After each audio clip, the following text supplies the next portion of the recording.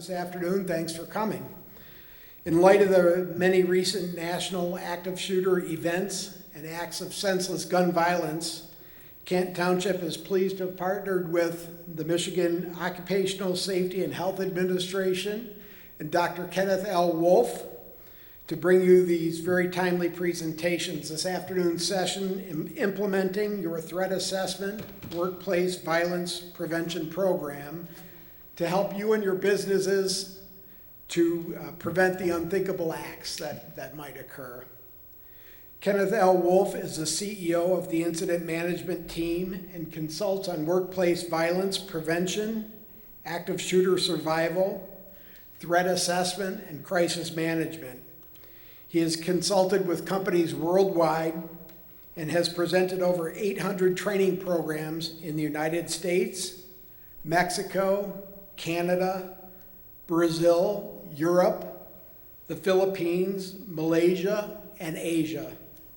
He has been a news analyst for the Detroit affiliates of ABC, NBC, and CBS Television. Dr. Wolf received his BA from Columbia College in New York and his PhD in clinical psychology from Wayne State University. It's my pleasure to introduce Dr. Kenneth L. Wolf. Thank you.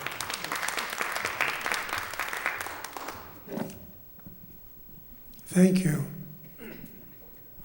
And actually, I'd like to thank all of you for taking time from your schedules to come here today. And we're going to talk about how do you set up threat assessment programs within the context of a workplace violence prevention system. And having a violence prevention program is not having a piece of paper called violence prevention policy. It's what do you do to institutionalize training, awareness, reporting systems, crisis response, threat management. So when a low frequency threat hits your radar, you and your respective organizations kind of know what to do, how to do it, to protect your people, your assets, your customers, and also to intervene, to try and defuse and de-escalate the potentially angry individual.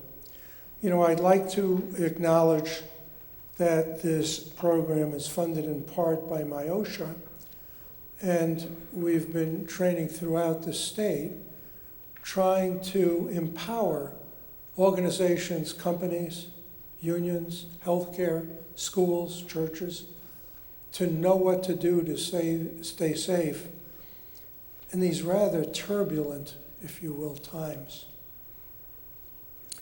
When you came here today, what were your expectations? You know, we have a relatively intimate group right now.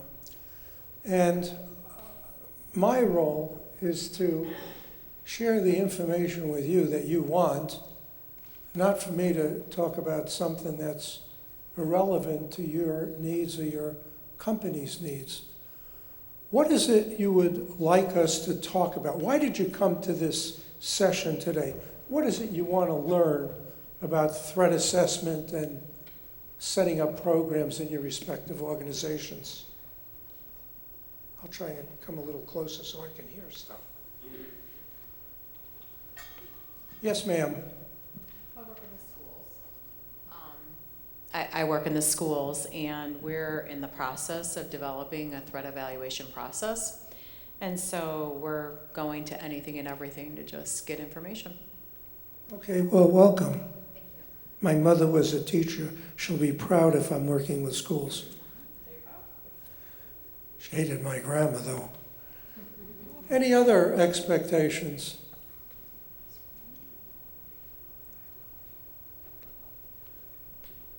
What is it you want to learn? What is it we can do to try helping you so that at the end of our time together you can say, you know what, this was time well spent. Yes, ma'am.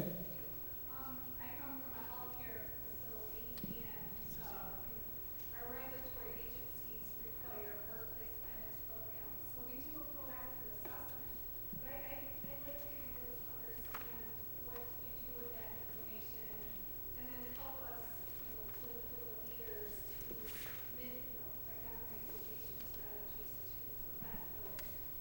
Okay, how do you get leadership commitment? How do you have mitigation strategies? So when threats arise in healthcare facilities, are you JCO certified? Okay, well, you know, JCO's coming out with new standards on July 1st of this year. If you send me an email, I'll send you what that stuff is. So you have an additional burden than many corporations because you're going to be surveyed on the adequacy, depth, and fulfillment of your workplace violence programming when they do their site surveys. Yeah, we understand the expectations of the regulations, but it's really going to go into the next step. How do we evaluate the data with the city that tells us it's Okay, good. Other expectations, other things you would like us to address during our time today? How to get started. Pardon me? How to get started.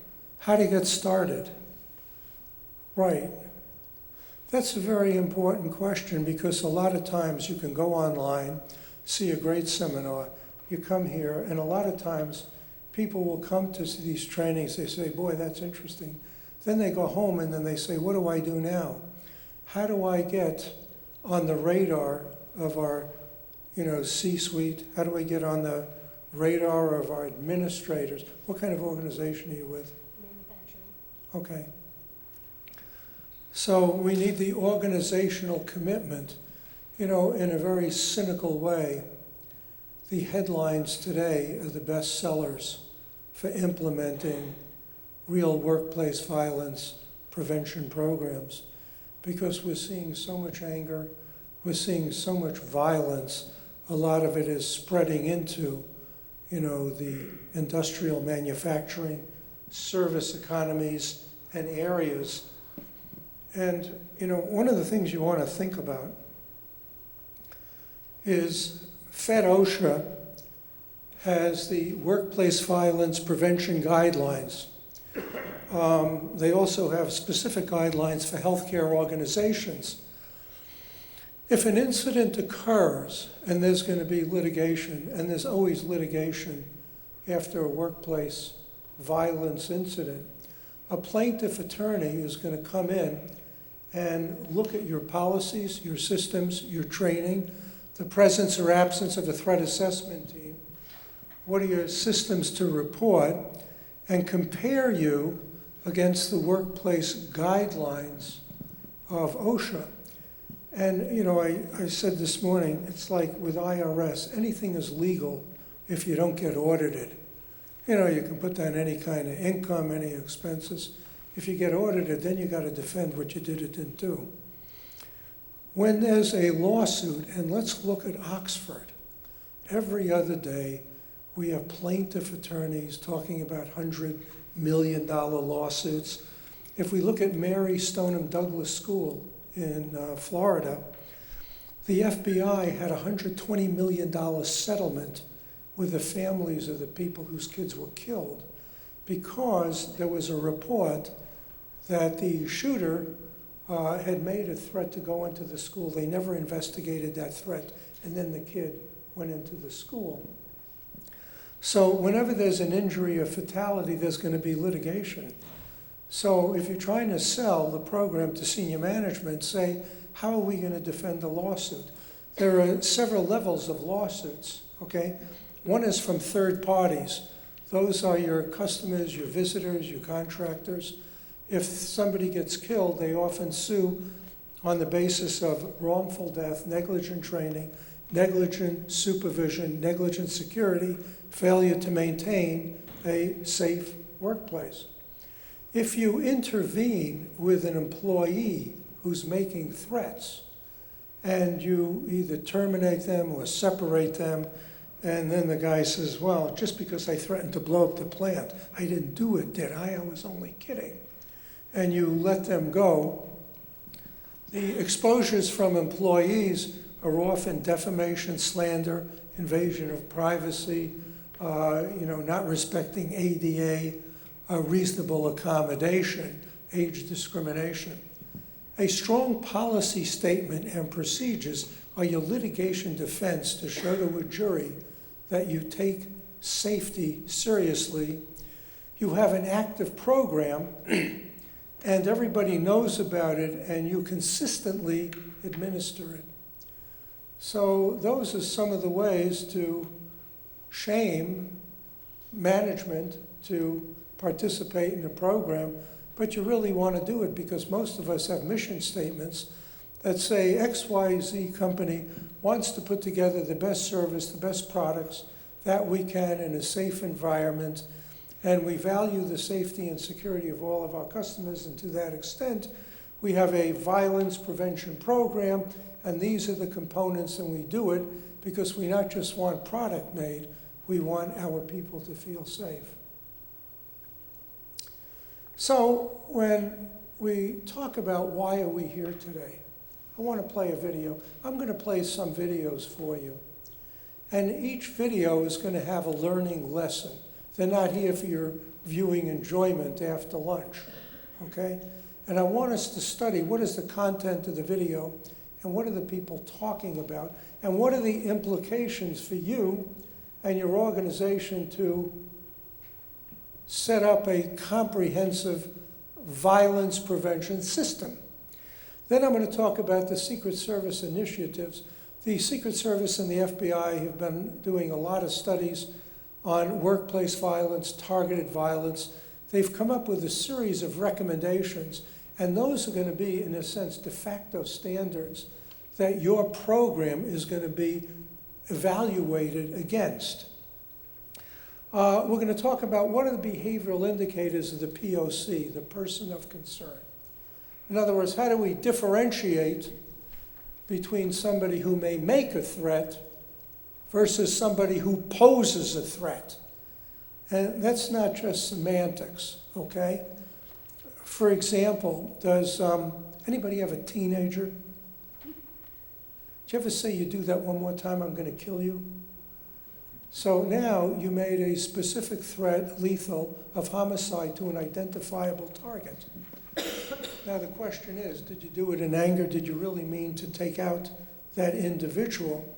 So one of the very critical questions that you want to address is what we call a transient threat versus a substantive threat. When we look at what happened in Oxford, and we look at the emotional leakage of that kid's writing and some of the threats he made, how do we know how serious and imminent is a threat? And that is the responsibility of your trained threat assessment team to address. And we're going to talk about how do you do that today. A substantive threat is a very critical threat that we think that the person who made it was motivated to actually do the harm. And then the first question is, once you hear that threat, is it imminent? In which case, do we call 911, or do we have an opportunity to interact with that individual, with witnesses, with targets of the threat, to try and diffuse and deflect the threat so it doesn't become a reality of our organization? And we'll talk about threat management protocols. And we're going to base it on the Secret Service recommendations because that's going to be your best practices. It's not whether your supervisor thinks somebody made a threat or your CEO says, well, I don't think that's real, forget about it. You know, it's based upon what are some of the best practices in doing fact-finding, validating threats, collecting data, and then making tactical decisions as to how do we treat that information in our organization. And then we're going to talk about what are the components of a comprehensive threat assessment program. And, you know, we have some handouts here that I think will be helpful. I'm going to play a video. It's from a plant in Oklahoma. I want us to listen to it and say, how would you assess, and how would I get my mouse to work? The violence prevention system of this organization. We did have an individual that exhibited violent tendencies, and we were afraid that he would be violent at work, but he was not. But he had exhibited those tendencies outside of work and was responsible for the death of 2 individuals that we know of. Yes, he was viewed as someone that most people avoided, and you did not want to get on his bad side, I guess you could say. He had tendencies to be vocal and yell, scream. He had violent tendencies, but Bob had stated that he was able and willing to kill people. And Walt said, "Well, you wouldn't do that to me, would you?" He says, "Well, you're on my list." He had threatened several people. He had his own personal little list that he had targeted the production manager, the plant manager at the time that we had here, and several other people, and I can't remember their names. I wish I could, but I can't. And there was a lot of people that were concerned, and that's why they hired the guards.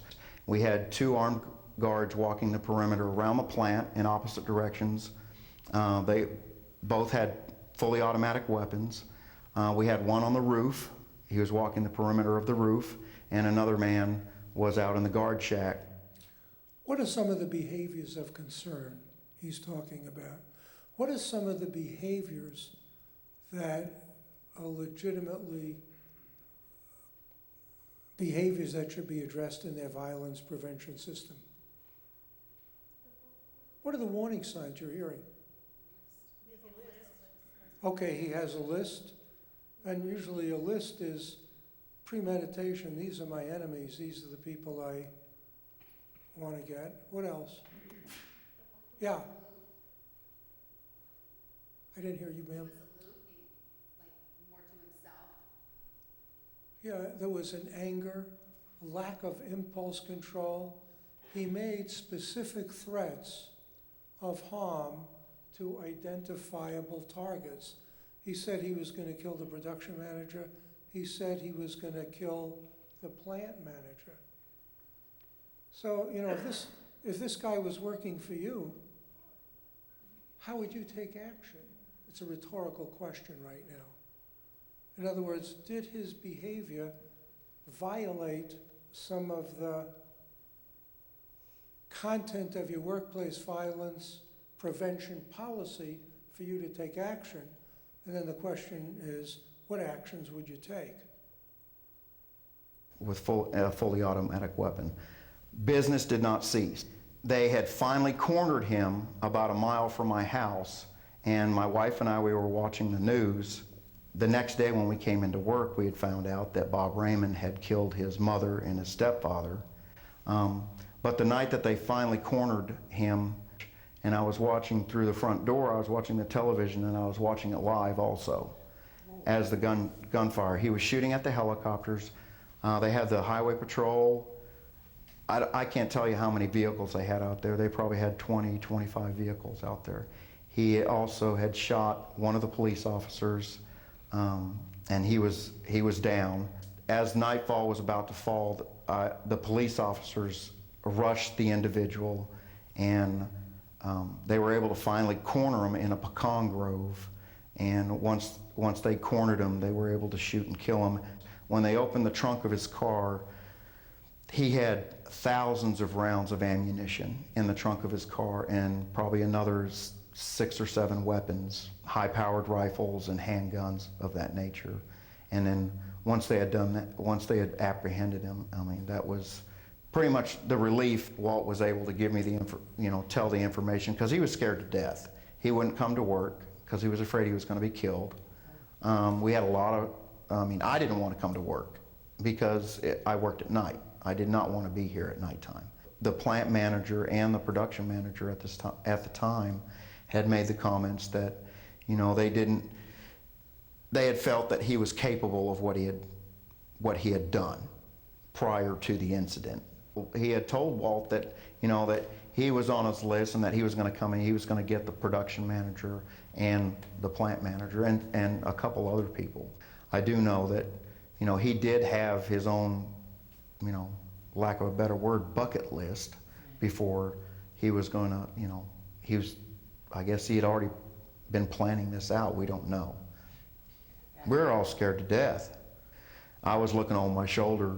I think I gave myself whiplash just looking over my shoulder. It was scary.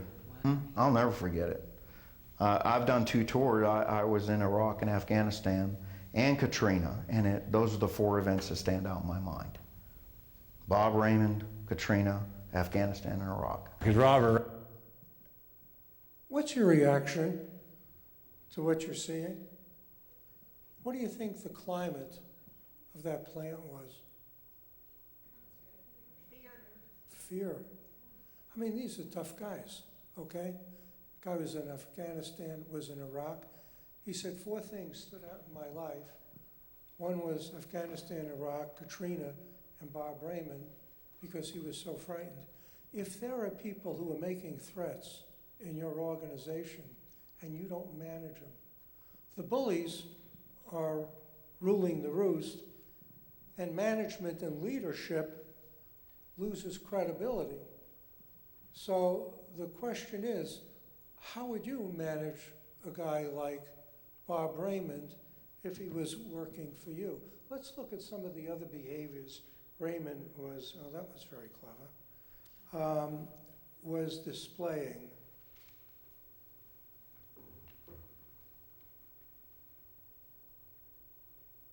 We did have an individual that exhibited violent tendencies, and we were afraid that he would be violent at work, but he was not. But he had exhibited those tendencies outside of work and was responsible for the death of 2 individuals that we know of. Yes, he was viewed as someone that most people avoided, and I'm showing my you did not incompetence. want to get on his Here bad we side, go. I guess you could say. He had already was looking on the screen. and Raymond, Katrina, Afghanistan, and Iraq. because Robert Raymond, see, he used to walk into the break room up there where the training room is now, and he would walk in there and he would just go to people and just like that. Wow. And of course everybody thought he was just crazy, and my brother was like, man, what's wrong with you, and they worked together. They was friends, he thought. He said, but the guy was a loose cannon. You could just tell. He said, man, he was just on the edge all the time. And anyways, yeah, he did. He would walk in the break rooms and he'd all the time telling everybody, I'm gonna kill you. I'm gonna kill you. I'm coming back to kill you. Won't be long. And So in other words, you're seeing like a whole bunch of threats made by this person. And, it's like the story of the person who calls wolf. They can say, oh, that's just Bob. Oh, he's always like that. And like the kid who called wolf, he calls wolf, the townspeople come, they save him, no wolf. Call wolf, no wolf. They run to save the kid. But the moral of the story is one day the wolf comes. So when you have a guy who's making threats, acting in aggressive ways, maybe one day something will push him or her over that threshold of impulse control, and then they will actually do what they're threatening to do. So the other behaviors you saw in the last segment, what would he do? He'd go into the lunchroom and he'd go. So that's what we call a nonverbal threat of harm. And does your workplace violence prevention policy address if somebody, generates behaviors that causes fear in others, which is a subjective term, be it verbal or nonverbal, they are in violation of this policy. If somebody goes, or, the intent is very, very clear, and it should be actionable in your workplace violence prevention policy. Because here we had a situation that was festering, and then it blew up. Fortunately for the plant, it blew up outside of the plant, but all the warning signs were there, and they weren't dealt with. We're into prevention. We don't want to be a headline, and setting up a threat assessment and violence prevention system will try and help you prevent things. And you know, we have a very troubled landscape in the United States right now. You know, you look at the Ukraine, it's very unsettling. And in the back of everything is, you know, how crazy is this guy if he's threatening a nuclear war? There's a loss of cohesion. You know, the impact of COVID, I think, did a lot of things to our civilization. People were sequestered, they were at home, kids were home, they were isolated, they were angry, they were scared, there was economic uncertainty. And when we're sociable people, we like to get feedback, we like to talk to people, and talking to people and being part of a group. There are norms, there are codes, there are laws. When you're sequestered, a lot of people sort of say, you know what, I'm alone, I can do whatever I want. There's nobody here monitoring me. Homicides were up 30% last year. Carjackings were up about 15%. Crime was up. And this year we've had 44 active shootings versus the 22 the whole year. So sociologists are trying to figure out what is accounting for this rage, this anger, where people are more explosive, there's a lack of civility. And they think it's just a breakdown from the isolation of the social system. You know, irritability, the price of gas. You know, you got to choose, do I want to go to the movies or do I want to fill the tank of my car? Inflation, we see all these workplace shootings. April 3rd, there were 63 shootings in the United States. Just this last weekend, there were 3, you know, in Buffalo, in California. You had the shooting in the subways in New York City. What is happening with the inhibitors that usually were in place with more people so we don't feel so violent, or a valve is going off where a bunch of people are now acting out a lot more violently? There's a distrust in social institutions. People don't know who to believe.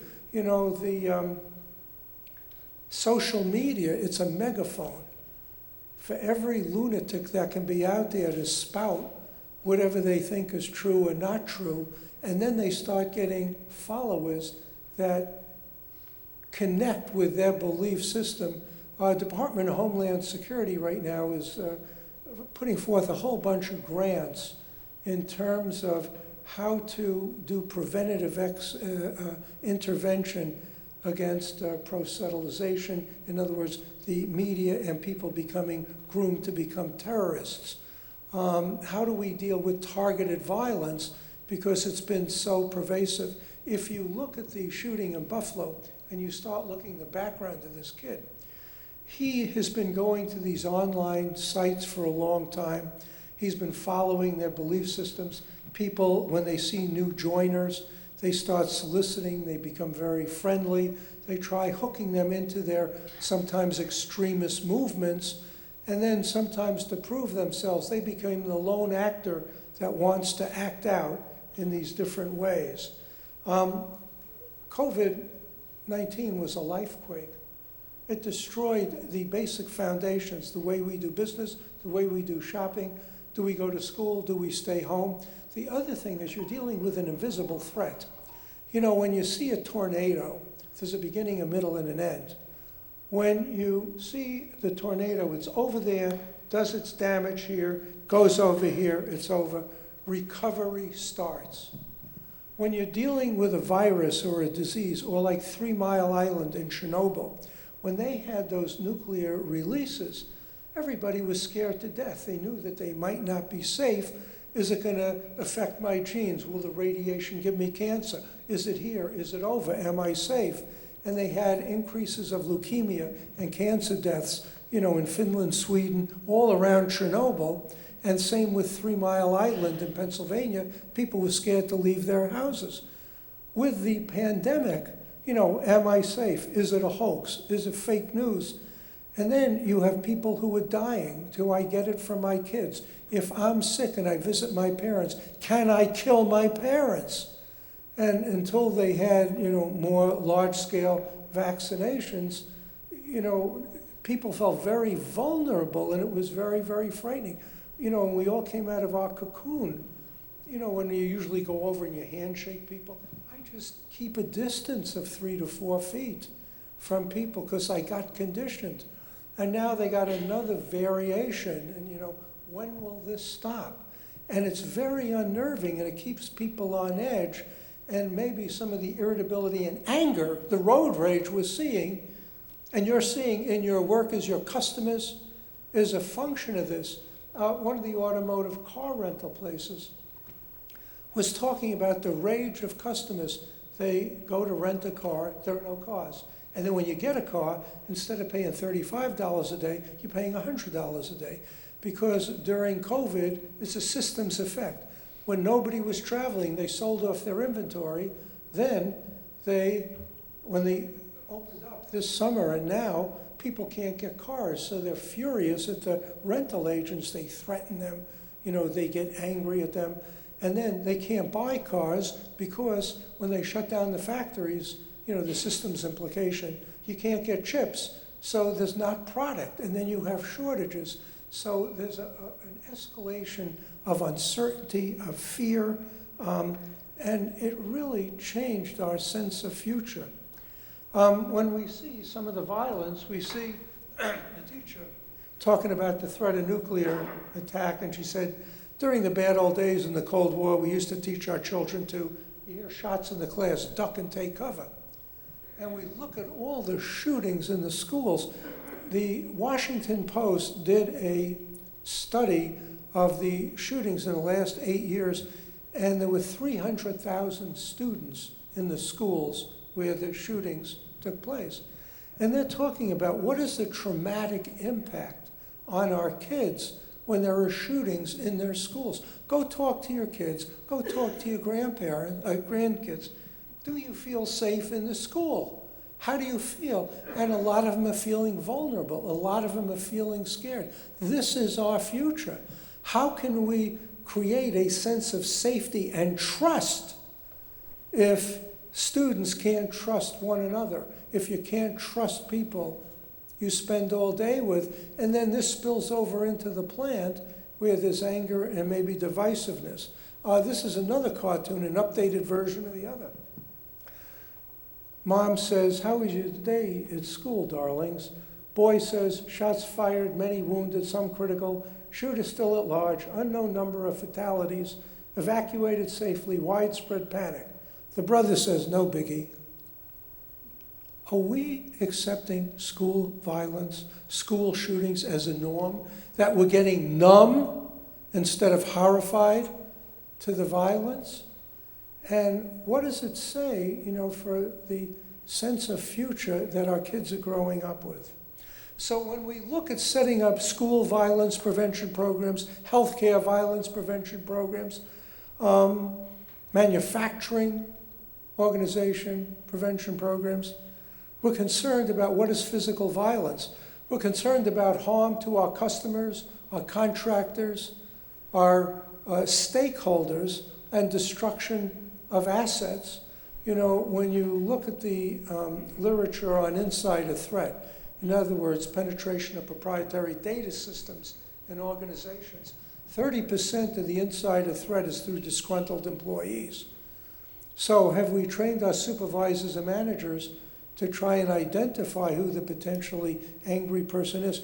Today, if you're mad at your supervisor, you can do more harm by penetrating a data system than punching your supervisor in the nose and really create havoc. Protect your reputation and branding. Columbine will be Columbine forever. Going postal will be going postal forever. Oxford is now going to be synonymous with violence and perhaps mishandled indications of what not to do when a threat is being made. You don't want to join that club, okay? Worker compensation claims, when somebody gets injured or shot, it's not like some soft tissue injury you can't validate. You know, it could be a lot of cost to productivity, to morale, and there's a lot of litigation we spoke about earlier. OSHA, you know, says that there are 4 types of perpetrators. A type 1 perpetrator is an opportunistic criminal, an outsider who comes into the workplace for the purposes of committing a crime. A type 2 perpetrator is somebody who is getting a service from an organization, and then they attack the providers of that service. It's when a student attacks a teacher. It's when a patient attacks a nurse in the ER. It's when a family member attacks a doctor. And healthcare is a very violent field. 70% of all the assaults in the United States happen in healthcare organizations. You know, you have people who have dementia, people who are on different kinds of medication, people who are scared. They have an operation with bad results. Remember the guy who shot the audiologist at University of Michigan? So that, you know, people displace their anger for being ill, for being frightened to the healthcare providers. That's why in 1994, OSHA came out with the first workplace violence prevention guidelines targeting healthcare, okay? Then you have a type 3 perpetrator. That's the disgruntled ex-employee, terminated employee, fired employee. They come back to the workplace with the intent of getting revenge. Then you have the type 4 perpetrator, which is the relationship perpetrator. It's a current ex, boyfriend, girlfriend, stalker, somebody who knows somebody. And the predictability of the target's location and schedule often allows them to come into the workplace. Schools, healthcare, organizations that have high preponderance of female employees are more susceptible to type 4 violence. Remember in St. Mary's Hospital in Chicago 9 months ago? A physician was having a breakup with a boyfriend. He comes in Chicago, shoots and kills her. Then they went into a whole lockdown. So this stuff happens. It's not just a personal thing. If you look at the homicide data, 7% of the homicides are due to disgruntled employees going postal. 24% are due to homicides due to domestic violence that visits the workplace. Now we're postulating a type 5 violence, but it's not an OSHA category. It's the ideological extremist and the lone wolf. It's somebody who gets converted to an extremist ideological belief system and then acts out the hate ideology of that group. You had the 13 terrorists at 9/11, you know, which was ideological terrorism. You have what's going on in Buffalo, which is, you know, the anger against immigrants, against minorities. And if you look at the online conversion of this guy and all the online groups he was involved with, you know, preaching, you know, white supremacy, you know, he just took it to a more extreme group. So we look at the ideological terrorists. Homicide is now the second leading cause of death in the workplace. That's why OSHA is so involved with it. And when we look at the number of assaults, fortunately, the number of homicides is about 900, 950 a year. It's very lethal, but low frequency. If you look at this data, there are 2 million assaults in the workplace that are 38,000 assaults a week. So these are higher frequency, but lower lethal. And does your workplace violence prevention program deal with the angry, disgruntled employee, with a visitor. I noticed some of you are from libraries. In libraries, you got to deal with the entitled patron. You know, the person who comes in who's very angry, makes threats. So we have to look at the higher frequency risk and what are our response capabilities. Litigation, I love this cartoon. Kid says to Santa Claus, "You see me when I'm sleeping, you know when I'm awake." Sounds like a case in invasion of privacy. You'll be hearing from my attorneys. This is my best joke. If you think it's easy to get cartoons and jokes in this, okay, don't laugh. But, you know, whenever there's going to be an issue, there's going to be a lawsuit, just look at, you know, that plaintiff attorney. This shouldn't have happened. We're going to sue them because we never want this to happen. What were their procedures? How did they assess this person? What kind of protective measures did they take once they knew that there was an enunciated threat? And if you didn't follow your procedures, or you have no procedures, you know, then when you go before a jury and the attorney says, they don't have any procedures, they don't have any training. Here they are, they're talking about a kid making threats, and they don't have any training to do it. You know, it doesn't look good in front of a jury when they subpoena your policy. What is your training? How did you institutionalize your workplace violence prevention policy to have a system that's real, active, everybody knows about it, so when a low-frequency threat arises, people know how to respond to it. And remember, that's your general duty responsibility under OSHA to do it. So that's sort of the context as to why legally and administratively you should be setting up a program. What I want to do is go through some of the Secret Service findings on targeted violence and then discuss the implications for setting up your own workplace violence prevention system. They did a study, and remember, the base rates of violence are very low, fortunately. So it's not like you put 200,000 people on an aspirin, you give 200,000 people a placebo.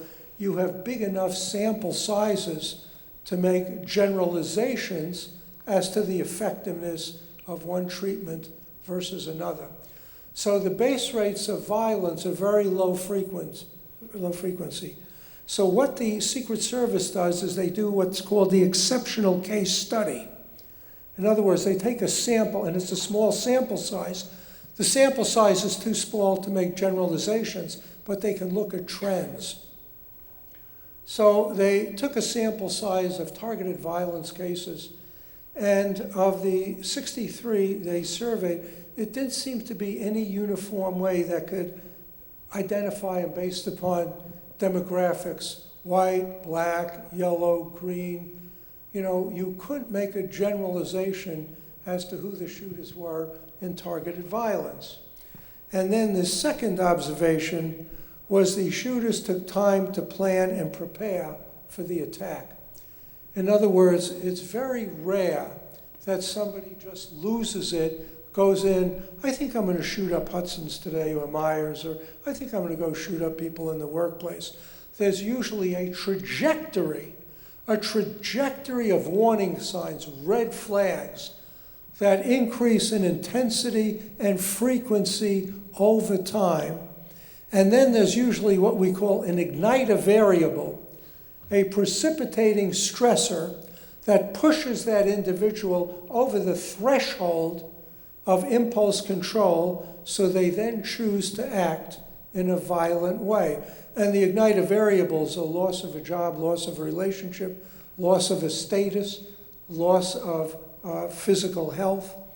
So when we do investigations, we want to know not only did somebody make a threat, but what are the stressors affecting them now, because if we can help them, refer them to the EAP, refer them to counseling, refer them to community agencies, and help them resolve their problems, we could hopefully keep them below that threshold where they choose violence as a solution.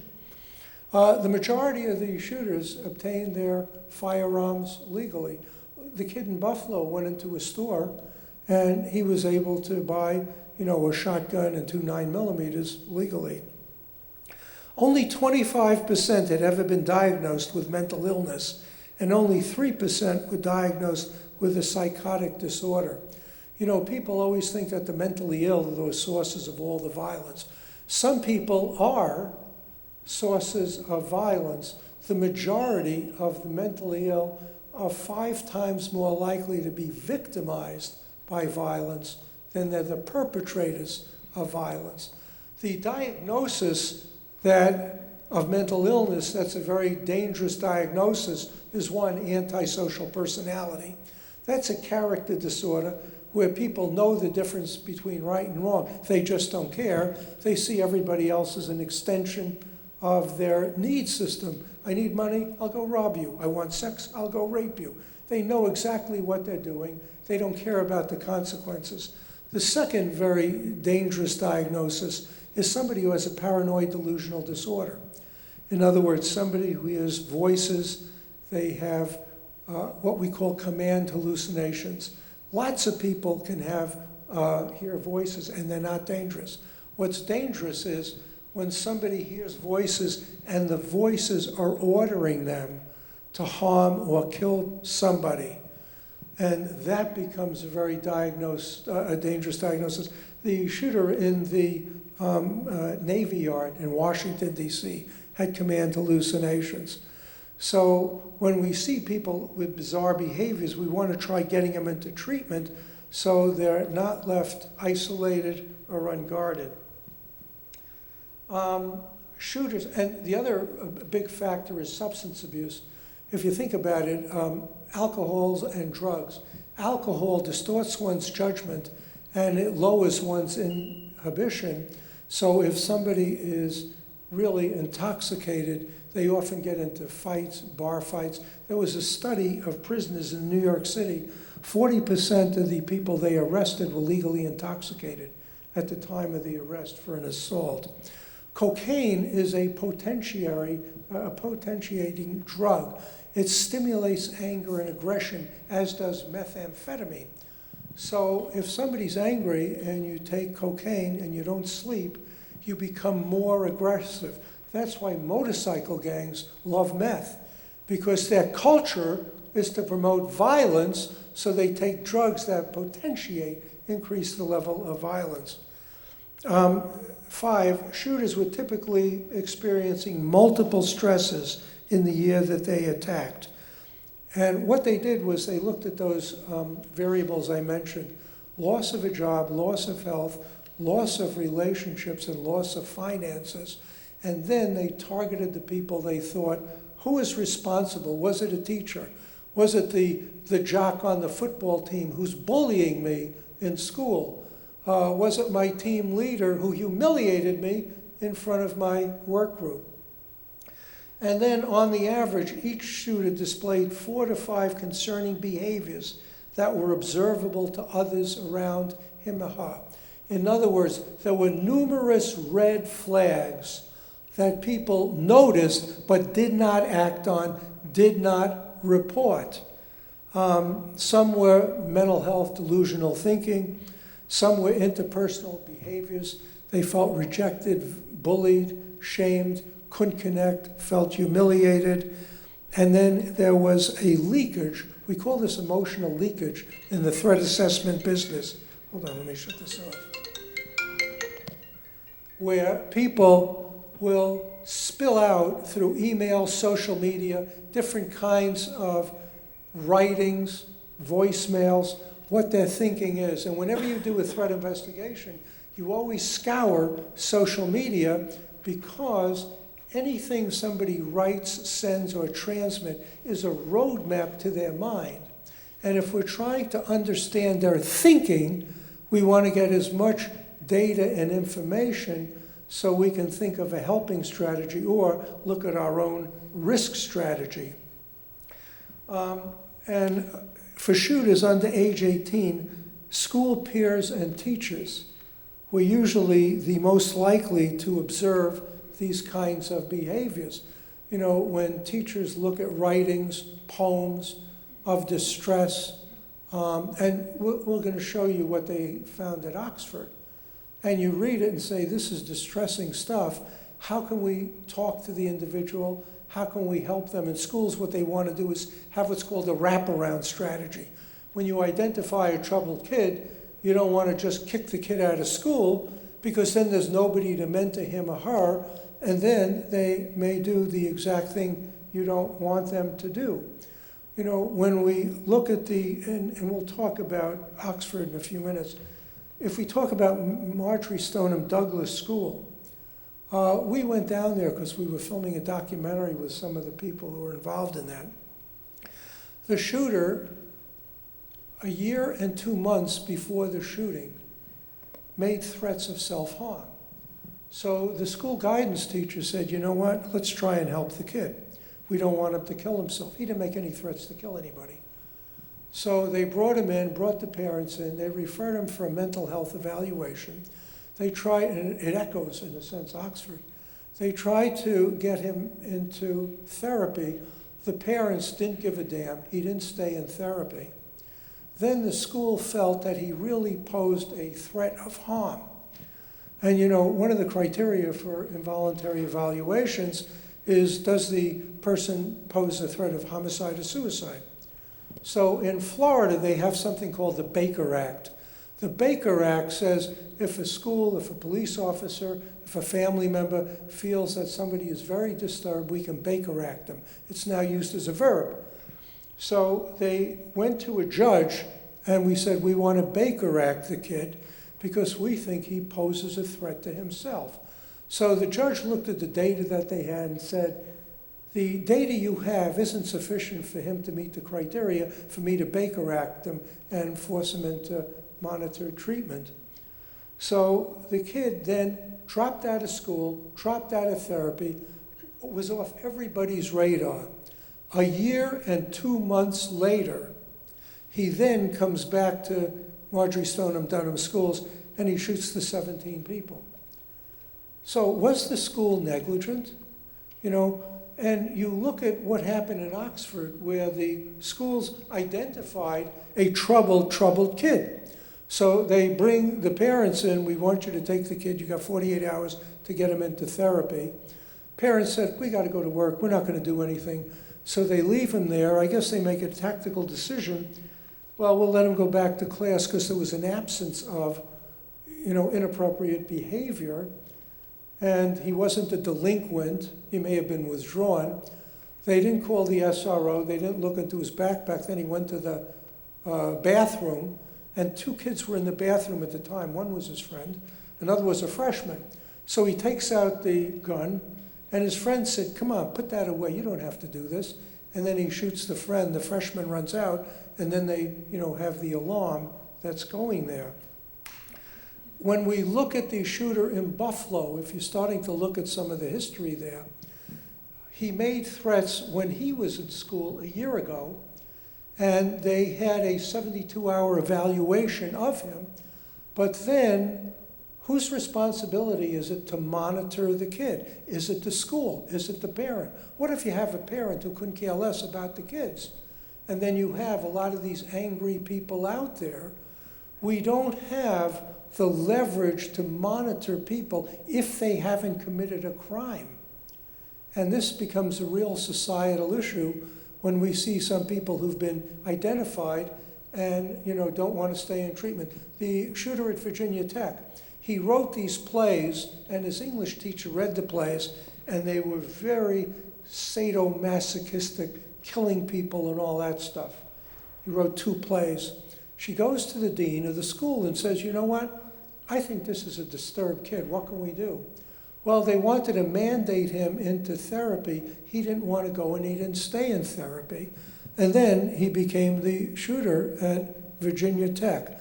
Lauder, who shot Congresswoman Gifford, was in the community college in Arizona. The teachers felt he was very disturbed. They wanted him to get into treatment. He dropped out of school. So what do we do with these people who are troubled and, you know, fall into the cracks? For shooters over 18, in terms of identification, spouses and domestic partners are most likely to observe behaviors. But you know, if you have an employee and they're decompensating, they're making threats, you can't always go to the spouse and say, do you know about this? That may be a slander defamation allegation. Also, the significant other is in a trick bag. If I work with human resources and my provider loses his or her job, who's going to feed the family? And sometimes they may be the victim of domestic abuse themselves, and while they may want to help the person or escape from that situation, they may not want to report because there could be financial and physical implications for them. And then 8, when concerning behavior was observed, the most common response was to communicate directly with the active shooter or to do nothing. So organizations, usually through HR or EHS, or if they have threat assessment teams, will try opening up dialogues. In 54% of the cases, people did nothing. So in 41%, concerning behaviors were reported to law enforcement. In other words, some people were so sufficiently scared that they went to the police, you know, to do a welfare check and try and find out. Most police officers are not trained in doing threat assessments. The shooter in Santa Barbara was making all kinds of threats. The police went to his house, he seemed normal, they left, and then he came back and then started shooting people in Isla Vista. In most cases where a primary motive could be identified, most related to interpersonal or employment actions against the shooter. When there's job jeopardy, termination, feelings of humiliation, those were often big motivators. And in the majority of cases, at least one of the victims was specifically targeted by the active shooter. That becomes like a type 3 targeted violence case. They had grudges, they had angers, and they went after these people. When we looked at some of the active shooter data, we took a look at 210 cases. In 104 cases, there was no relationship between the shooter and the organization. In 106, there were.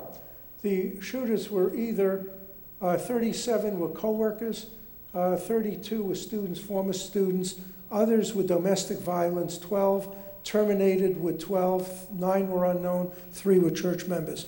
What this data tells you is that the organization had an opportunity over time to monitor the behavior of the person. And if they saw the warning signs, they could take action. This was a study done of workplace violence by people at the U.S. Postal Service that we were working with. And they did a study of type 3 violence. That's where the perpetrator, and this is going to concern a lot of you, is a current or a former employee. They looked at 125 shootings. There were 607 victims, 2/3 of whom were killed. It's a very high kill ratio. You look at carjackings, you look at robberies, 2/3 of the people aren't killed, and they said the perpetrators were mission-driven. They were angry at specific people, they brought the weaponry in, and then when they were done, if they killed one person, suicide rate was 24%, where they killed 2 people or more was almost 50%. So the last act of getting even in the workplace is to kill oneself, not to get away. And in 85% of these cases, the perpetrators gave indications, foreseeability, red flags, that they were going to do what they did. And you know, that's good news and bad news. The good news is if there are warning signs, you have the opportunity to do a preventative intervention, try and help somebody help themselves, or separate them from the work environment. The bad news is the warning signs and you did not act on them, and then they harm somebody. That's going to be a lawsuit of negligent retention. You retain somebody after they showed that they were a violation or posed a hazard to the workplace. And you know, there's an old curse, may your life be full of attorneys. You'll be on the news like Oxford and like some of these other places in the aftermath of workplace violence.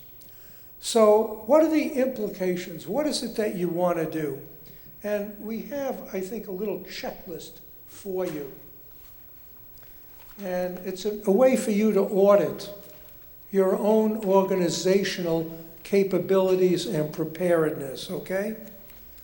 So the key components of a workplace violence prevention system are, do you have violence prevention policies that define acceptable, unacceptable behaviors? What are the consequences of violating these behaviors?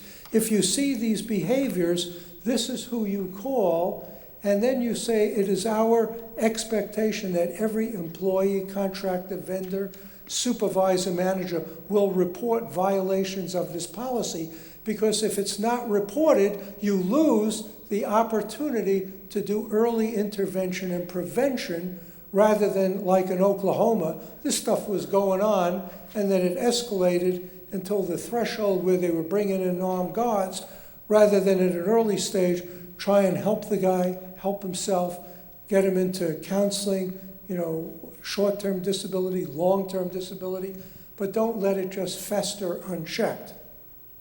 You want to do awareness training with your employees, your students, your aides, your bus drivers, your staff, your contractors, your volunteers. These are the behavioral indicators. This is our workplace violence prevention policy. We require you tell us about what's going on so they know what to look for, they know who to call, and then you have a reporting center, a threat assessment team. This is benchmarked essential FBI recommendations and OSHA recommendations.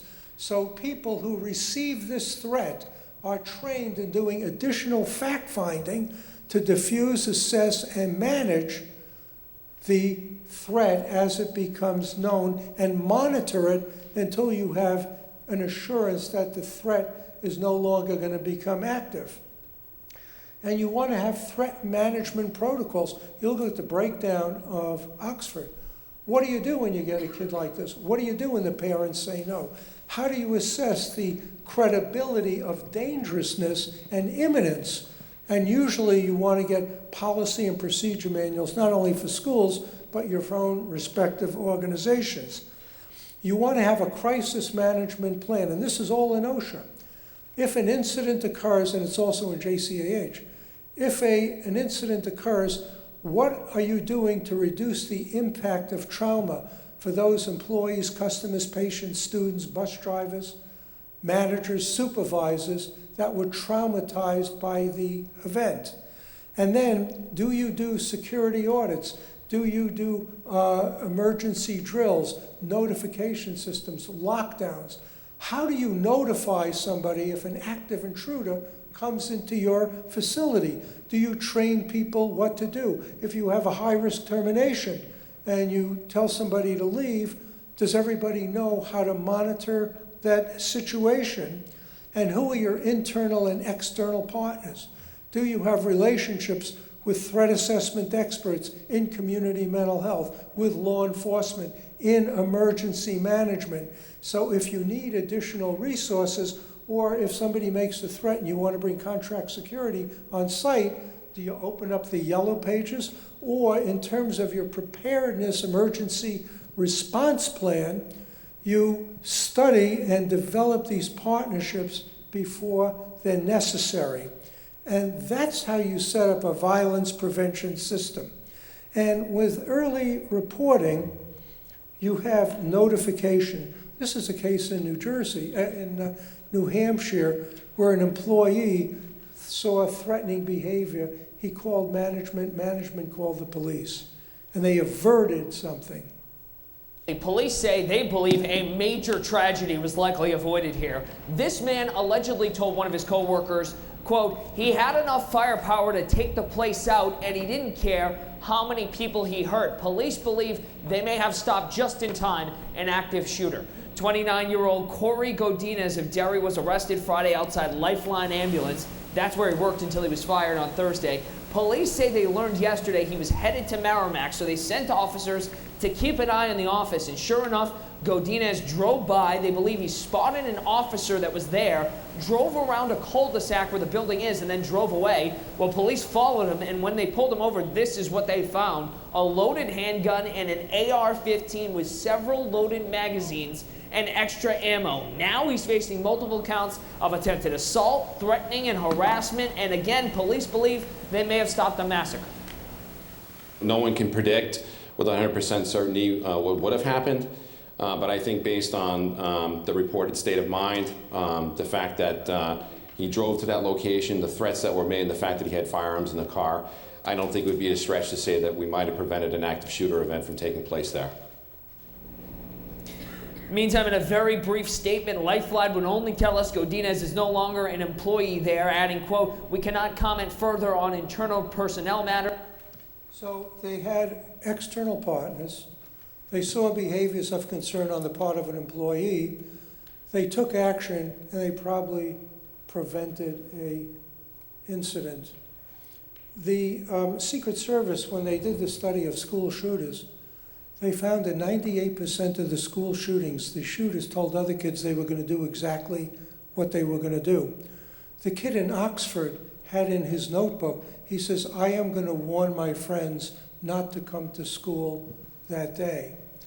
And because of that data, the Secret Service started what's called the bystander study.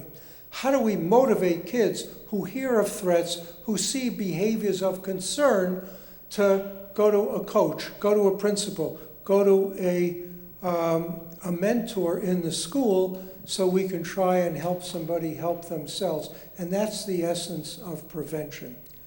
So we wanted to give you like a structural foundation as to the components and the findings that you want to include in your program. And when you do a threat assessment, you want to identify the person of concern. You want to gather information to validate what's true, what's not true. Then you assess the person and the context of the situation. Do they have stresses in their lives? Can we help them cope? You want to manage the person, and that's what the role of your threat assessment team is. And then you reassess as you work, coach, counsel, separate, monitor the person until you can close a case with confidence. So those are the readiness kinds of things you want to do. What we want to do next is go over behavioral indicators, and then how do you do a threat assessment, which is something that, there's material out there, we're going to share it with you. But the other thing I've learned is the way to make people angry is you deny them their post-lunch biological breaks. So what we'd like to do is take a 10-minute break. So whatever you need to do, call, whatever, do that. And then we'll come back, and then we'll go into, the process of threat assessment and warning signs. Thank you very much.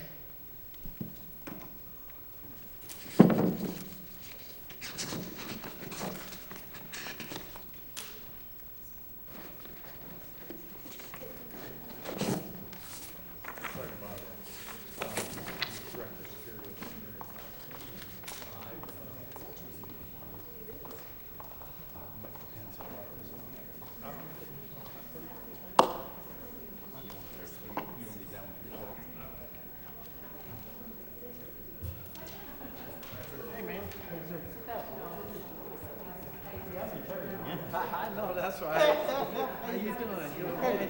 Come here, man. How you doing, man? I'm doing okay. Retired life? Yeah, that's right. I'm doing safety and security insurance. Oh, that's good. And so, I've been doing home health care for my friends. Oh, really? Yeah, I have 80 years. Not mad. That's okay. No, you're fine. I'm doing home health care.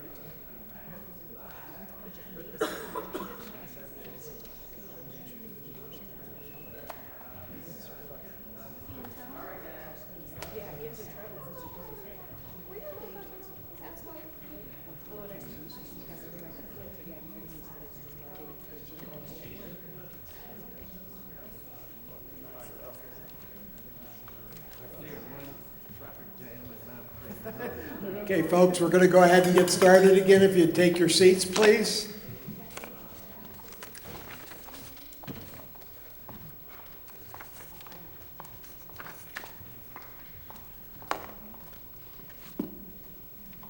Welcome back.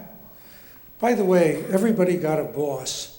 So you have a white evaluation sheet, which this is funded by MIOSHA. We have to submit it to MIOSHA.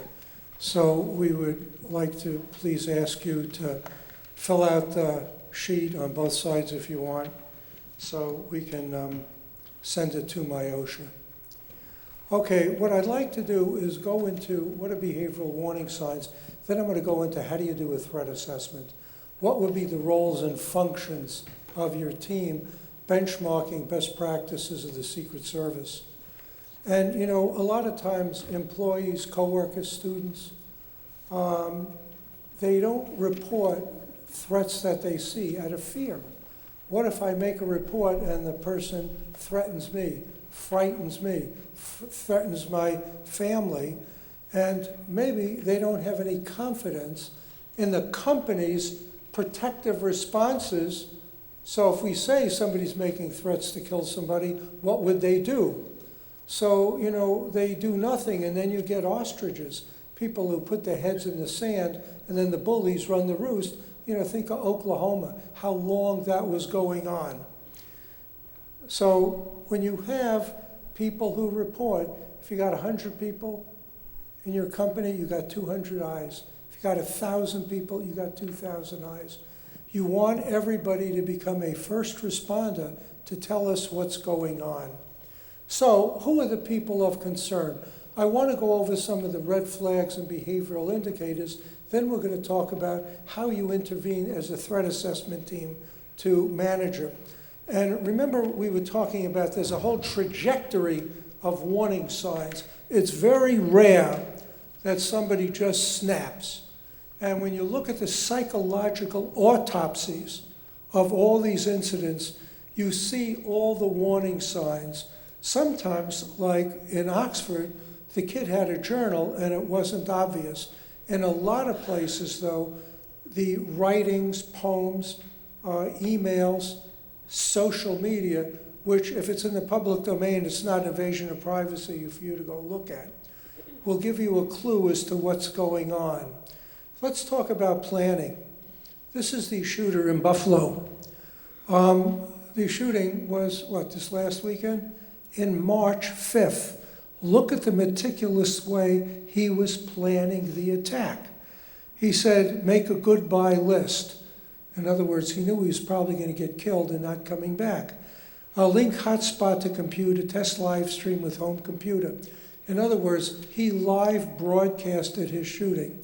The shooter in New Zealand did the same thing, and they were kind of mentors, if you think about it, because as that guy wrote a manifesto, the guy in Buffalo wrote a manifesto plagiarizing a lot of the content from the guy in New Zealand's manifesto.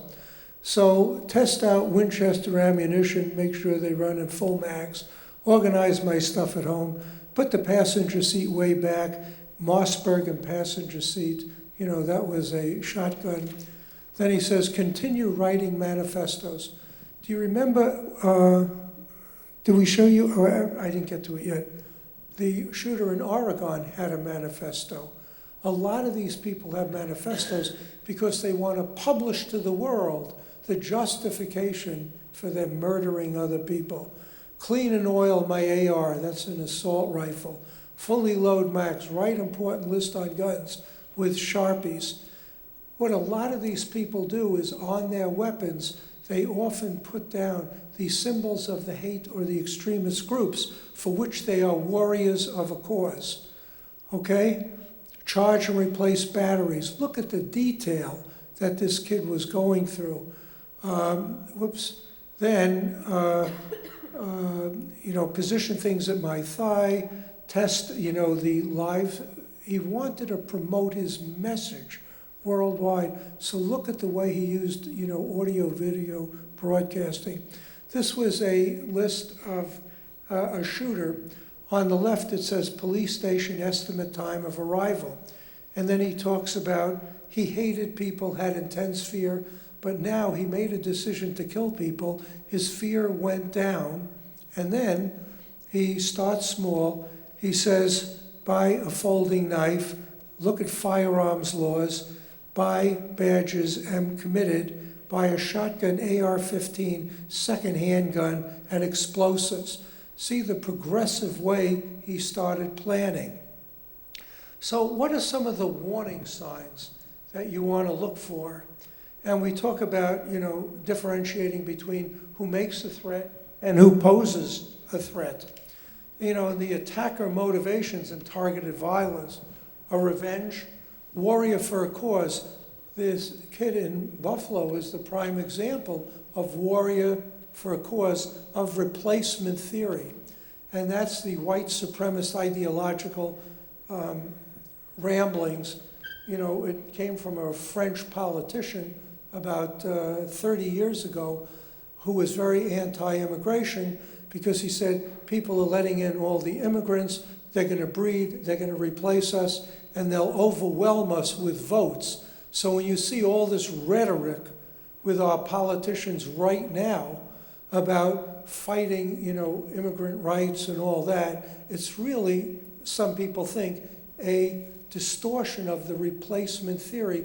And yesterday, Liz Cheney and some of the other Republicans and policymakers started attacking the politicians who were talking in this particular way, saying when you promote extremism, it legitimizes hate and somebody's going to act it out. So let's tone things down. Let's see how we can respect people instead of being feared by groups and then justifying harm against the groups. Notoriety or recognition. I mean, when you live stream mass murder, what are you trying to do? You're trying to get the whole world to know who you are. And some people are very depressed, they want to be killed. These are some of the school shooters. You look at them, they look like little kids. Well, a little kid with an assault rifle, it can be a big killer. So behaviors that you want to pay attention to, and this, I believe, is all outlined in the handout we gave you on joint labor management strategies. A lot of what we're doing is in the handouts we gave to you. Veiled threats. It's going to be a sad day around here, but they don't make a specific threat of harm to an identifiable target. And a veiled threat can be very effective. If you owe money to the mob and they say, could you please pay us? Well, I'll give you my next paycheck. They'll say, well, if you don't do it, you will be sorry. That's a veiled threat. And it can be very effective. Well, what are they going to do? Are they going to break my leg? Can burn down my house? Are they going to hurt my kids? You can worry and magnify with fear what consequences would be. A conditional threat is if I get fired, I'm going to go get, that person, or I'm going to go get the teacher. There's a fascination with violent perpetrators. They identify, study, follow other perpetrators. For school shooters, Columbine became the gold standard. When you look at the social media of many of the school shooters, they all talk about Columbine, then they started talking about Marjorie Stoneman Douglas, and they want to outdo the killings there as though to become a hero, okay? When you look at the writing of the kid in Buffalo, he was looking at the shooter in Norway who shot 77 kids in that school, the New Zealand shooter who shot 51 people in a mosque. So they study and look at what other people have done, sometimes to learn techniques. And, notice the police officer who accosted the guy in the supermarket in Buffalo, shot him twice in the chest, but the guy was wearing an armored vest, and then he shot the officer. So they come prepared for this task. They talk about other violent events. They'll reference other shootings because this is what's on their mind, either because they're planning it or they're very closely identifying it, making lists. This was the shooter in Columbine. It's the class of '98, top of the should have died list. A list is premeditation. Remember the guy in Oklahoma? He had his bucket list. the production manager, these people are on it. So if some of your colleagues come to you and say, somebody was talking about a list, that's a real warning sign, as well as if they talk about other potential perpetrators. I know some of you may have seen this from this morning, but I don't want to just give you laundry lists of adjectives of risk. I want you to see how it plays out in real perpetrators. This was the shooter at UCLA who shot at one of his professors. Police in Minnesota are now talking about a possible hit list that the alleged UCLA shooter may have had.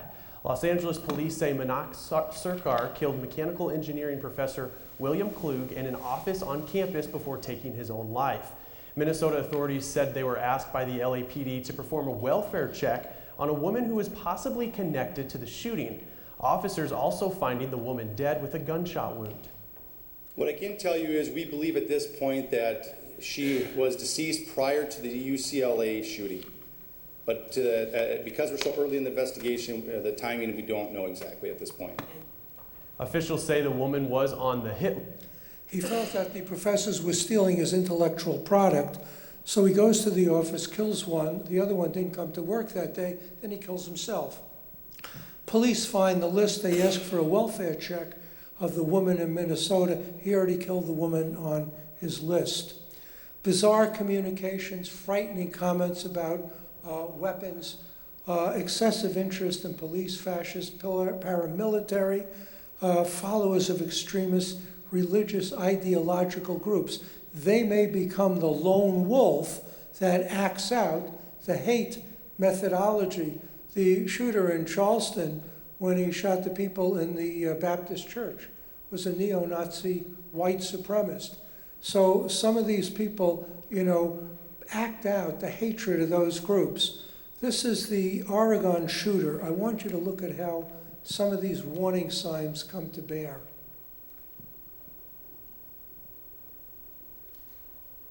Law enforcement officials say he was struggling with mental illness issues, and he left behind a chilling final message revealing himself as someone who believed the whole world was against him.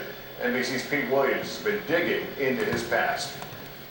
Law enforcement officials say Chris Harper Mercer wrote a long, hate-filled document found at the scene of the shooting. According to those who've seen it, he said he'd be welcomed in hell, embraced by the devil, and lamented that he was in a bad way, that the world was against him, that he had no life, no girlfriend. He also showed a detailed interest in other mass shootings and wrote on an internet blog about the recent shooting of a TV reporter and photographer, saying of that gunman, quote, "So many people like him are all alone and unknown, yet when they spill a little blood, the whole world knows who they are." What are the warning signs? What are the warning signs we've been talking about? Fame and notoriety. You kill a bunch of people, the world knows who you are, right? And then he studied other mass shootings. On his blog, he had a whole series of analysis of the Columbine shooting. Then he studied the shooting of the TV news reporter and photographer. So he was doing research and planning when he was planning his own act of murder. Mercer attended this Southern California school for emotionally troubled children, then moved with his mother to Oregon 2 years ago. Neighbors say it was obvious he was troubled. I thought he was kind of an odd guy. He was kind of like a grown little kid. He would have tantrums if something didn't go his way. On his own social media, he showed a fascination with the military and... Let's look at that. What's the warning sign, please? Fascination with paramilitary, extremist, angry kinds of groups. Let's look at the dynamics. Where does that come from? Well, the British Army could not defeat the IRA. Look at those guys with the hoods, the guns. They would generate fear in most normal people. So would you rather be a tough guy that everybody fears and respects, or would you rather be this anonymous guy in the lower right-hand corner and nobody knows that you exist? So very often they identify with these groups. It's almost like a cult. The group gives them an identity, a purpose, a meaning. Friends versus you're isolated, sitting in your basement, looking out at the world. You know, when the skinheads recruit kids in jail, they don't say, boy, are you a loser? They say, you should be a leader. You join our skinhead group, our neo-Nazi group. You'll be in charge. People will fear you. They'll respect you. And if people are lost and they don't have an identity, that becomes an attractive offer to be part of a team, a group that, you know, they seem to care about me until they tell you to go out and kill somebody as part of an initiation. The Buffalo shooter, and you're going to see this over and over again, was a big follower of the replacement theory. And that's what I was talking about before. In his 190-page manifesto, he talks about the history of immigrants taking over, you know, white civilizations, and it's up to people to kill them, limit them, because, you know, and then he talks about, well, if people in Africa, they're not a threat. If people come into, you know, the United States, they become a threat. And then he gives this whole rationale that we're being replaced, that birth rates will overcome the white birth rates. We must stem the tide. And then he talks about the Norway killer, the New Zealand killer, the Emmanuel, Charleston, South Carolina. He studied all these other people because they were having a similar ideological belief system that he has. And many commentators, some on Fox News, spout this stuff, and now the other side of the aisle is starting to say, you know, when you preach violence and somebody acts violent, why are you surprised? So it's sort of ripping asunder. Remember we talked about the landscape of violence in this country? You know, one would think that politicians as leaders would try and heal, not to divide. And, you know, I think it generates a lot of insecurity in the population. Use of SS, you know, symbols, Nazi symbols, making lists, emotional leakage. We call this the vocabulary of desperation. When the teachers saw the drawings of Ethan over at Oxford, that's the vocabulary of desperation. So you monitor email, social writing, social media, poem stories, and you look for the vocabulary of extremists. Sometimes that's coded. So you train, when you train your threat assessment team, what are some of the coded meanings of some of the extremist groups? It's like gang squads. You know, when you look at gang graffiti, it's not just random symbols. It's a language that they use to communicate their turf. And if you go to the gang offices in your community, they'll tell you what those symbols mean. What is the language? Now, this was on the weaponry of the New Zealand shooter. And all these things were references to neo-Nazi and fascist, you know, killers and shooting events. The kid in Buffalo, that was his vest. Okay, and you see that symbol in the upper middle? That was the symbol where Heinrich Himmler used to vacation. So what they do is they take these memes and they adapt it to their own internal, secret vocabulary. So you want to know about it. And then on his writings, he talked about other killers and neo-Nazi white supremacist leaders. This was from Oxford. And what the kid did says, I love my life so much. And then he says, harmless act. And then he says, we're all friendly here. On his blog, he was talking about the Oxford community. And then he says, the thoughts won't stop, meaning he probably was having command hallucinations. That's my thinking. And then he said, there's blood flowing everywhere. And on this, he wiped it out. Okay, the thoughts won't stop. There's the gun. There's, a robot figure who's bleeding, blood everywhere. And this is what we call emotional leakage when we see it. And teachers are sort of being trained to look for this in poems and different things. Help me, okay? Then he says, I have, nothing left to live for in my life. Help. And then he says, I'm going to warn some of my friends not to come to school that day. That's a very significant warning that the Secret Service found, that kids who were planning shootings often warned other kids. In Paducah, Tennessee, a bunch of kids came to school. They stood in the lobby of the school with their cameras because the kids said, I'm going to come in and shoot up the place. So they wanted to photograph it.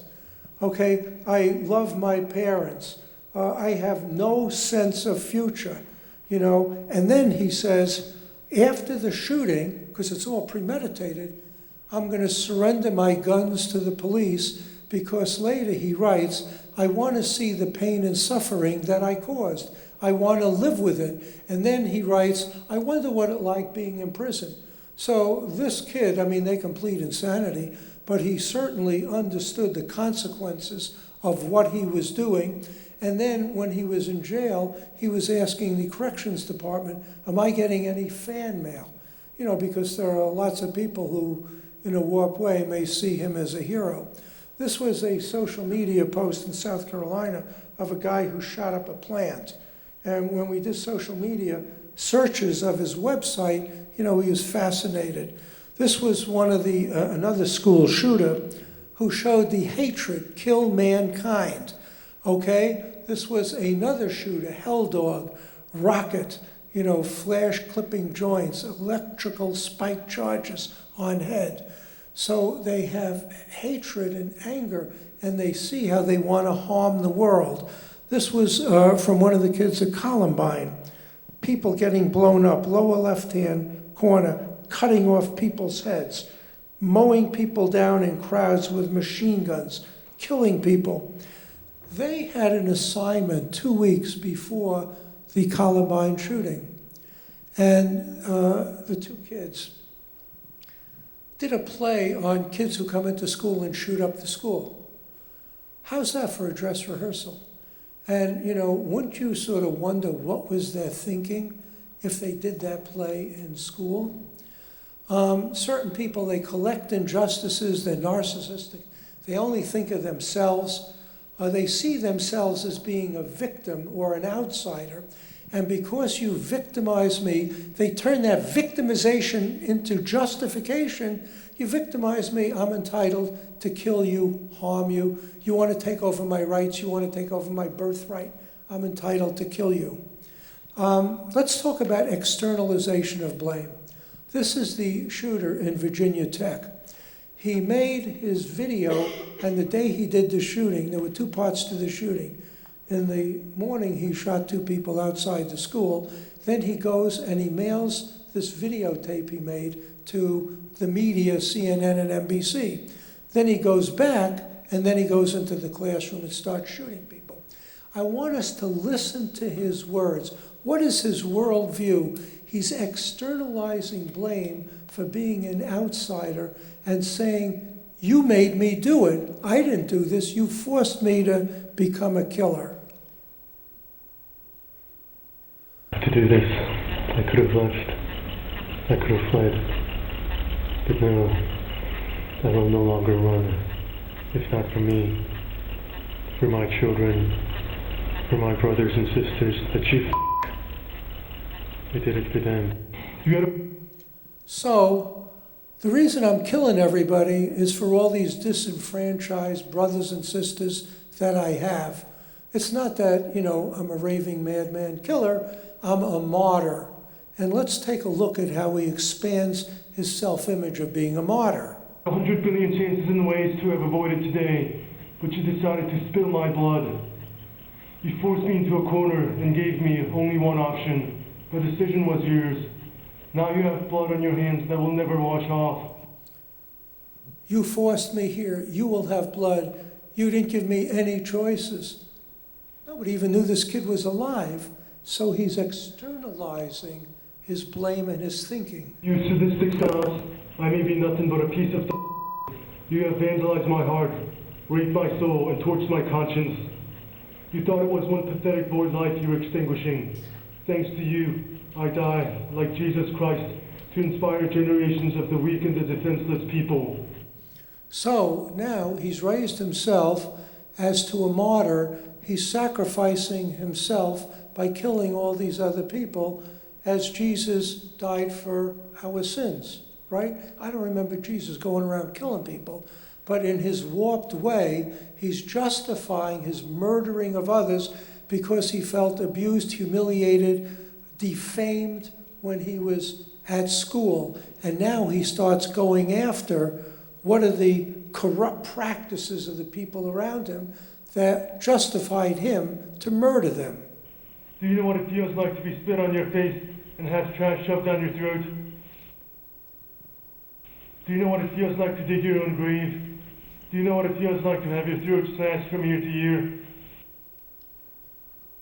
Do you know what it feels like to be torched alive? Do you know what it feels like to be humiliated and be impaled upon on a cross and left to bleed to death for your amusement? You have never felt a single ounce of pain your whole life, yet you want to inject as much misery in our lives as you can, just because you can. You had everything you wanted. Your Mercedes wasn't enough, you Look at the imagery he's talking about, being impaled on a cross. He sees himself as being crucified by society. And then he doesn't want to be a victim. He wants to get even. Your golden necklaces weren't enough, you snobs. Your trust fund wasn't enough. Your vodka and cognac weren't enough. All your debaucheries weren't enough.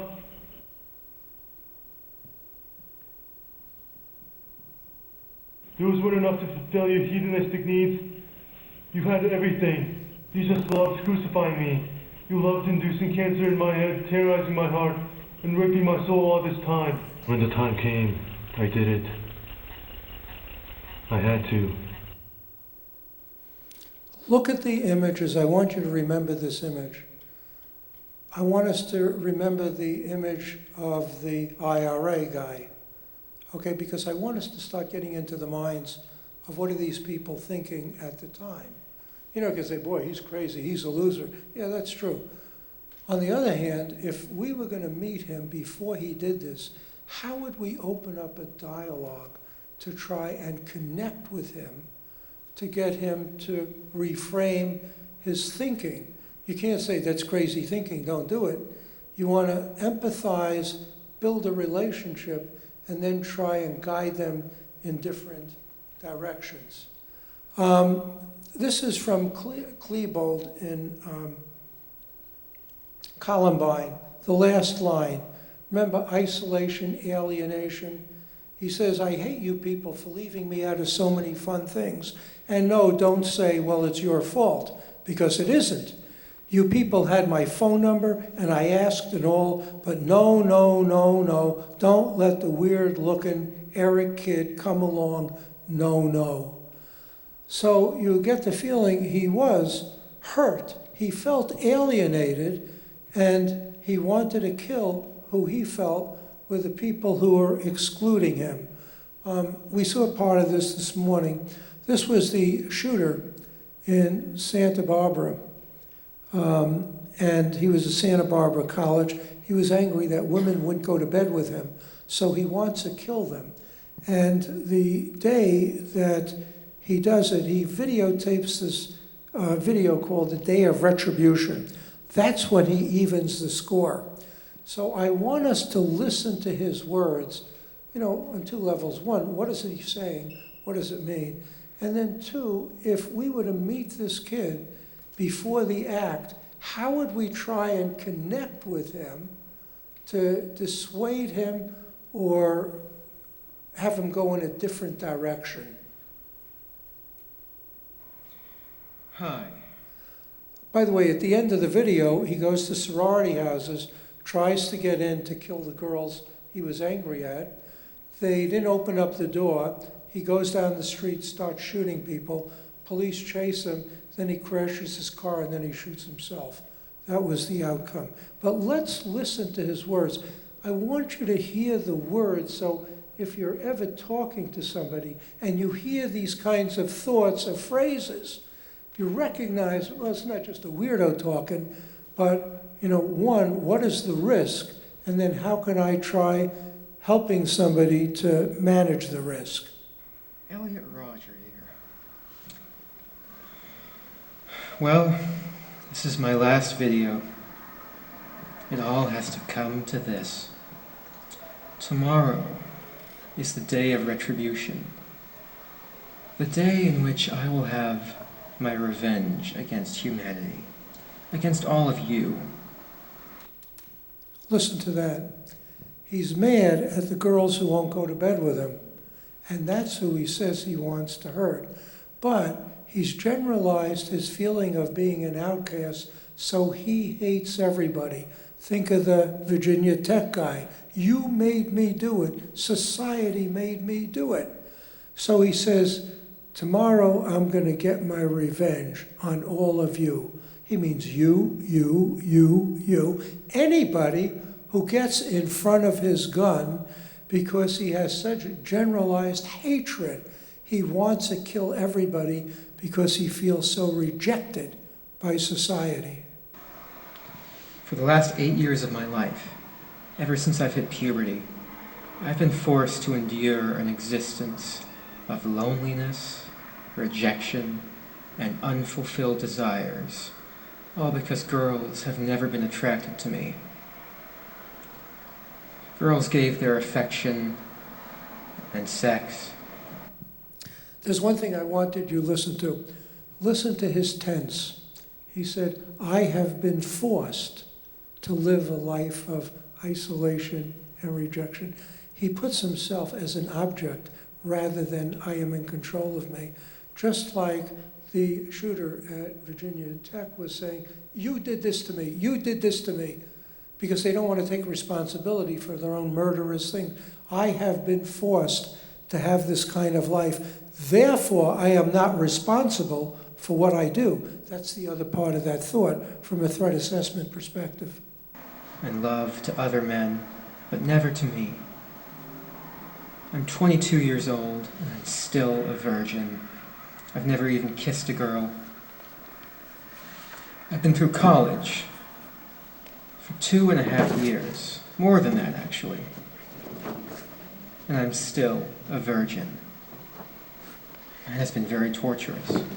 College is the time when everyone experiences those things such as sex and fun and pleasure. But in those years, I've had to rot in loneliness.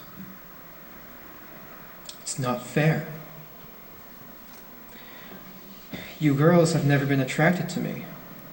I don't know why you girls aren't attracted to me, but I will punish you all for it. It's an injustice, a crime, because he collects injustices.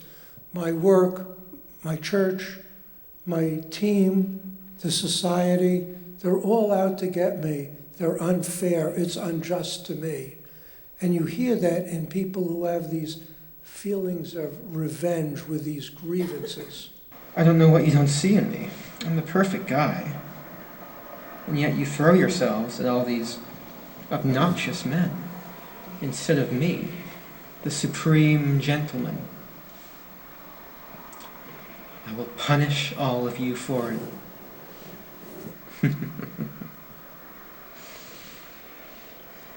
On the day of retribution, I am going to enter the hottest sorority house of UCSB.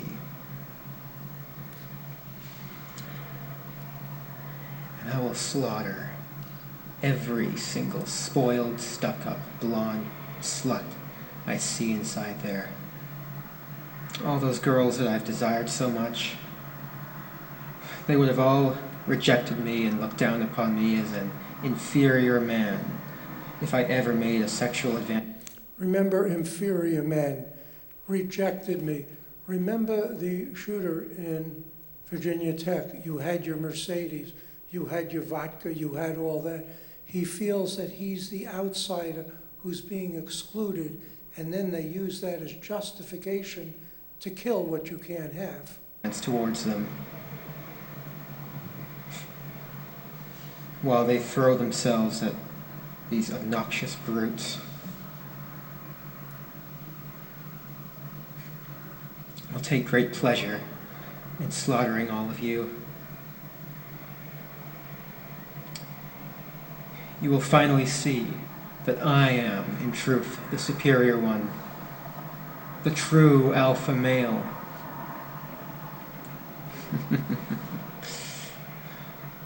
Yes.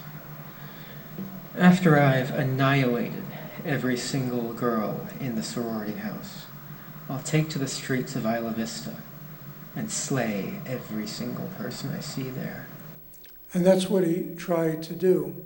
But I want us to focus on his saying, they'll see that I am the true alpha male. Is he the true alpha male? Or he is a loser, can't get a date, can't have intimacy, is, really powerless, but he can't come to grips with it. So just like our friend with the IRA, I'm a tough dude. I want to be like those tough people. A terrorist, I want to be feared. I'm the true alpha male, okay?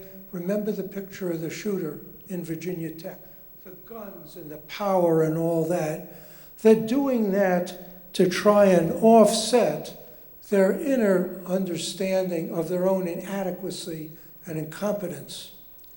So one of the things you want to do is if you start talking to this person, you want to build them up.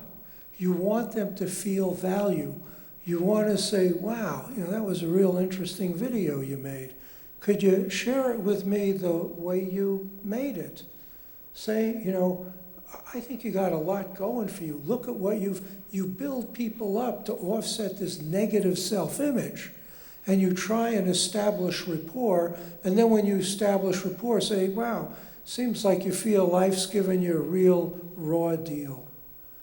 You want to show empathy, so if you can connect and then get influence and say, ultimately I'm doing a shorthand version here, maybe with the kinds of stresses you've been having, we got an employee assistance program. We want to help you because you're a member of our work family.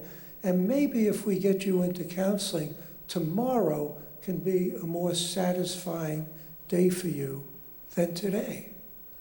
So when your threat assessment team maybe identifies people with pain and struggles, that's how you try and motivate them and reframe them, okay? Giving away property, depression, threats of homicide as suicide, wanting revenge. Harming animals is a very significant indicator of people who become very, very angry, as well as fire setting at a young age. The kid at Oxford, he was torturing the birds. He cut off the bird, brought the bird into the restroom. There was a deer head that showed up in the parking lot in front of the school. They didn't know where it came from. If you got into Ethan's social media, he killed a deer and you see him dragging it through the woods. So it's probably him. The shooter in Buffalo, talked about torturing animals a long time ago. Think about it. You torture and you kill animals. What does that make you? It makes you a god. You have the power of life and death, rather than living in some basement, isolated, all alone, powerless. Nobody wants to have those kinds of feelings, so if you control life and death, you're a god.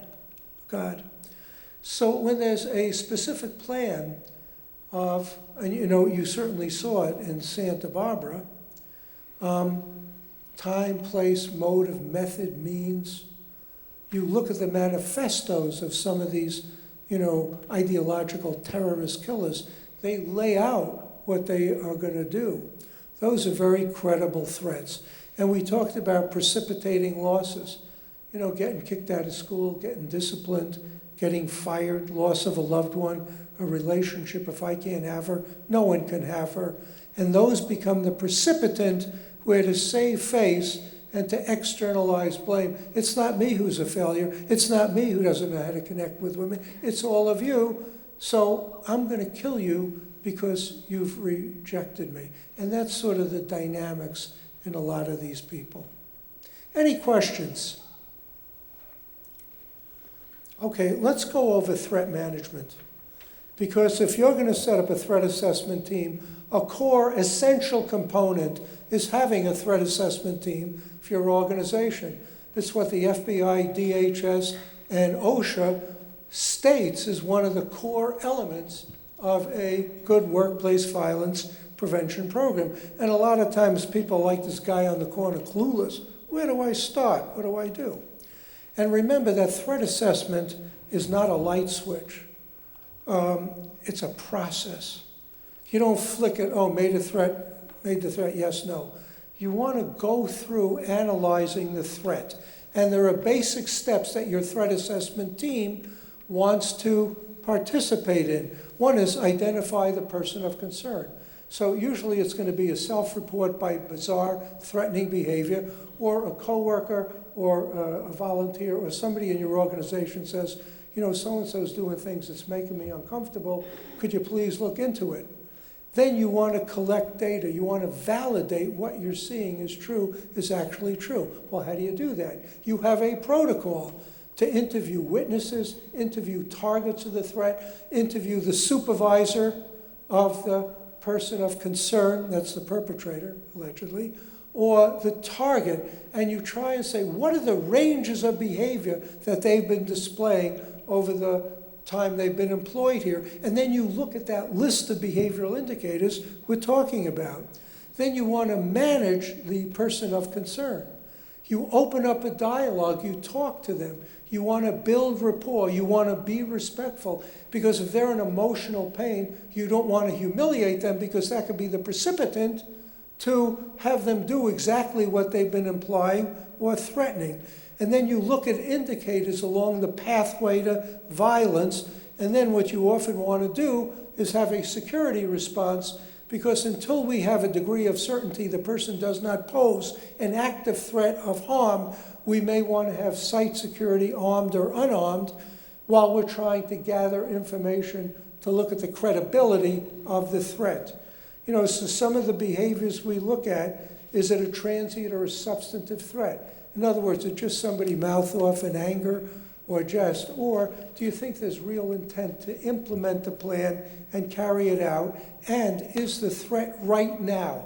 In other words, do we have to call police right now, or do we have time to put the person on administrative paid leave pending an investigation as we start an investigation of the threat?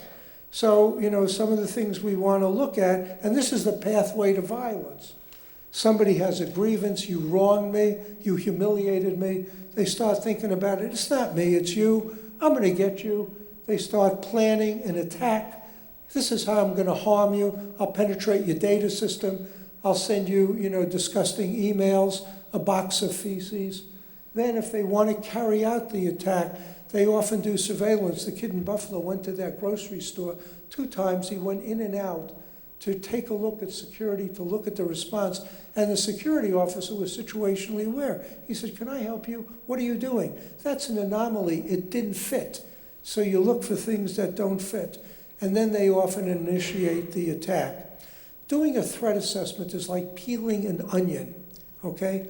When it's closed, it's harmless. You know, you can put it next to your nose.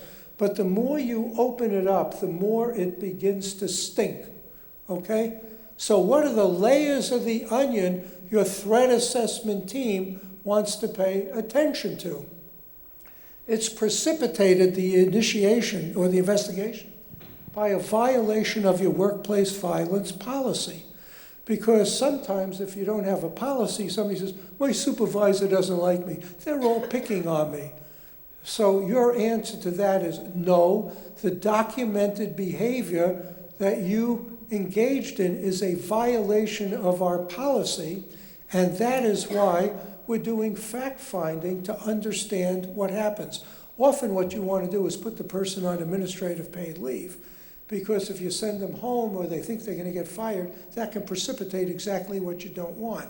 If they figure, I'm getting paid, they didn't fire me, let me go along with this, you're buying time, one, to get documentation of what the threats, what the risks are, how many other people may have seen it. Also, in Michigan, once you terminate somebody, if you find out additional information and you have an arbitration of certain kinds of grievances, you can't use that information in the grievance hearings. So you do a background check. Has the person had any arrests? When you do that, you got to be careful because there's something called the Fair Credit Reporting Act, which gives the employee certain protections. What a lot of companies are doing when they have somebody sign on for the first time, they waive some of the protections of the Fair Credit Reporting Act if in a year or 3 years you want to do criminal background on the person. And then what you do is you look at their personnel files. Were there grievances? Were there write-ups? Were they complaining about people? Were they disciplined? Did they have coaching, counseling? And then you get an idea of how the person was, doing in the organization. You interview supervisors of the target of the threat and the person of concern. What's this person like? What's going on? Do you know of any situational crises? Do you know why this incident could have happened? What's the voice on the floor? And then you look at the behavioral indicators that we were going through before. Then you look at current stressors. Is somebody going to lose their house? Did somebody get COVID? Did somebody die? Are there some real triggering losses in their lives? If there are, you want to help them manage the stresses and solve those problems to keep them below the threshold where they feel so desperate that the only thing I can do is just externalize my anger and hurt these people. You want to look at grievances filed. Every grievance they file, you want to read because it's a roadmap to their mind. You have your general counsel do a search in the state. Has this person filed other lawsuits? Because those lawsuits will tell you how they see other people and other organizations. Then you interview coworkers who've been involved with the person. You can't put a thing on the intranet. Anybody who has contact with so-and-so, please call us. That's defamation and slander. You can only interview the people who are involved in the situation, and at the end of each interview you say, is there anybody else you think we should interview that could give us information about this situation? Then, if you interview other people who weren't on your radar screen, that's a due diligence investigation. And do they generate fear? A coworker is frightened of the person. The critical variables in threat assessment is what is the content of the threat? What does the person want? So that's very important. And then you look at what is the nature of the relationship between the employee and the person that they're threatening. Are people in the work environment scared? Are they frightened? Remember in Oklahoma, everybody was scared to death. Or no, we're not really scared. Do they have access to weapons? Is substance abuse involved? What are approach behaviors? Approach behaviors is a Secret Service term. When somebody makes a threat, somebody's going to say, they're angry at the supervisor, I'm going to go kick your butt. You never heard from the person again. So a threat was made versus, I'm going to go kick your butt. Then what the person does is goes to the supervisor's desk, smashes something on the desk, goes into the parking lot, keys the supervisor's car, sends threatening anonymous emails to the supervisor.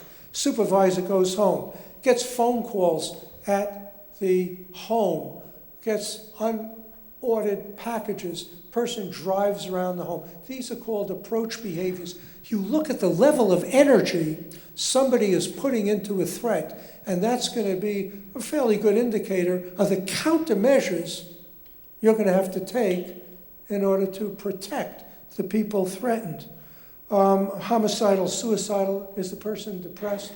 People who are depressed and who are suicidal can often be homicidal.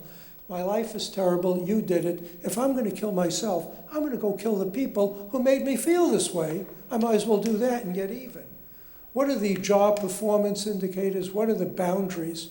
If you say to somebody, can you stop doing it, and they keep on doing it, they're crossing different cascading boundaries. If you set up a plan that they go into monitored counseling, that they stay away from the individual, and they violate that plan, that tells you their impulse control is questionable, you better look at a different kind of plan, and what is a situational conflict?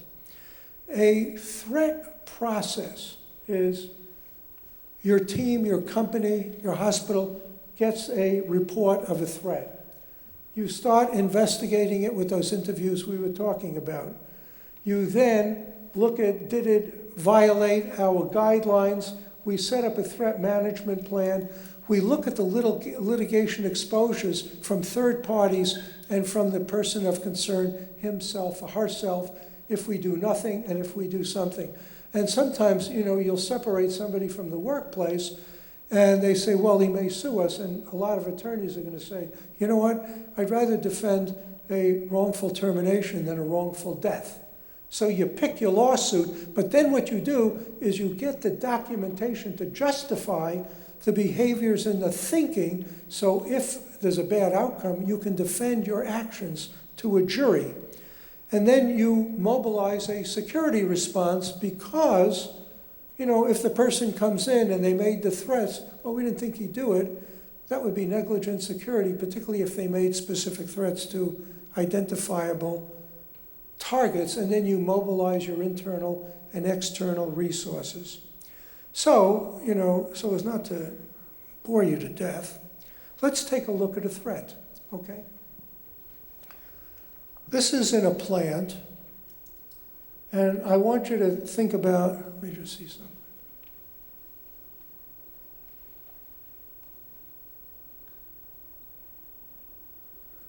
These two people are texting to each other. It's a 27-year-old girl, 25-year-old kid. This plant is a high, complicated manufacturing environment, unionized. Everybody knows if you are on your phone and you're on a machine or at the shop floor, you are fired immediately. Union won't represent you. They won't grieve. They won't file an arbitration. So as we look at the texting exchange between these two people, let's take a look at what are the behaviors of concern, who is at risk, and what would your action plan be? So it starts off, the green is the girl, and they're friends, and the kid is a friend of her brother's. It's in a small town in northern Ohio.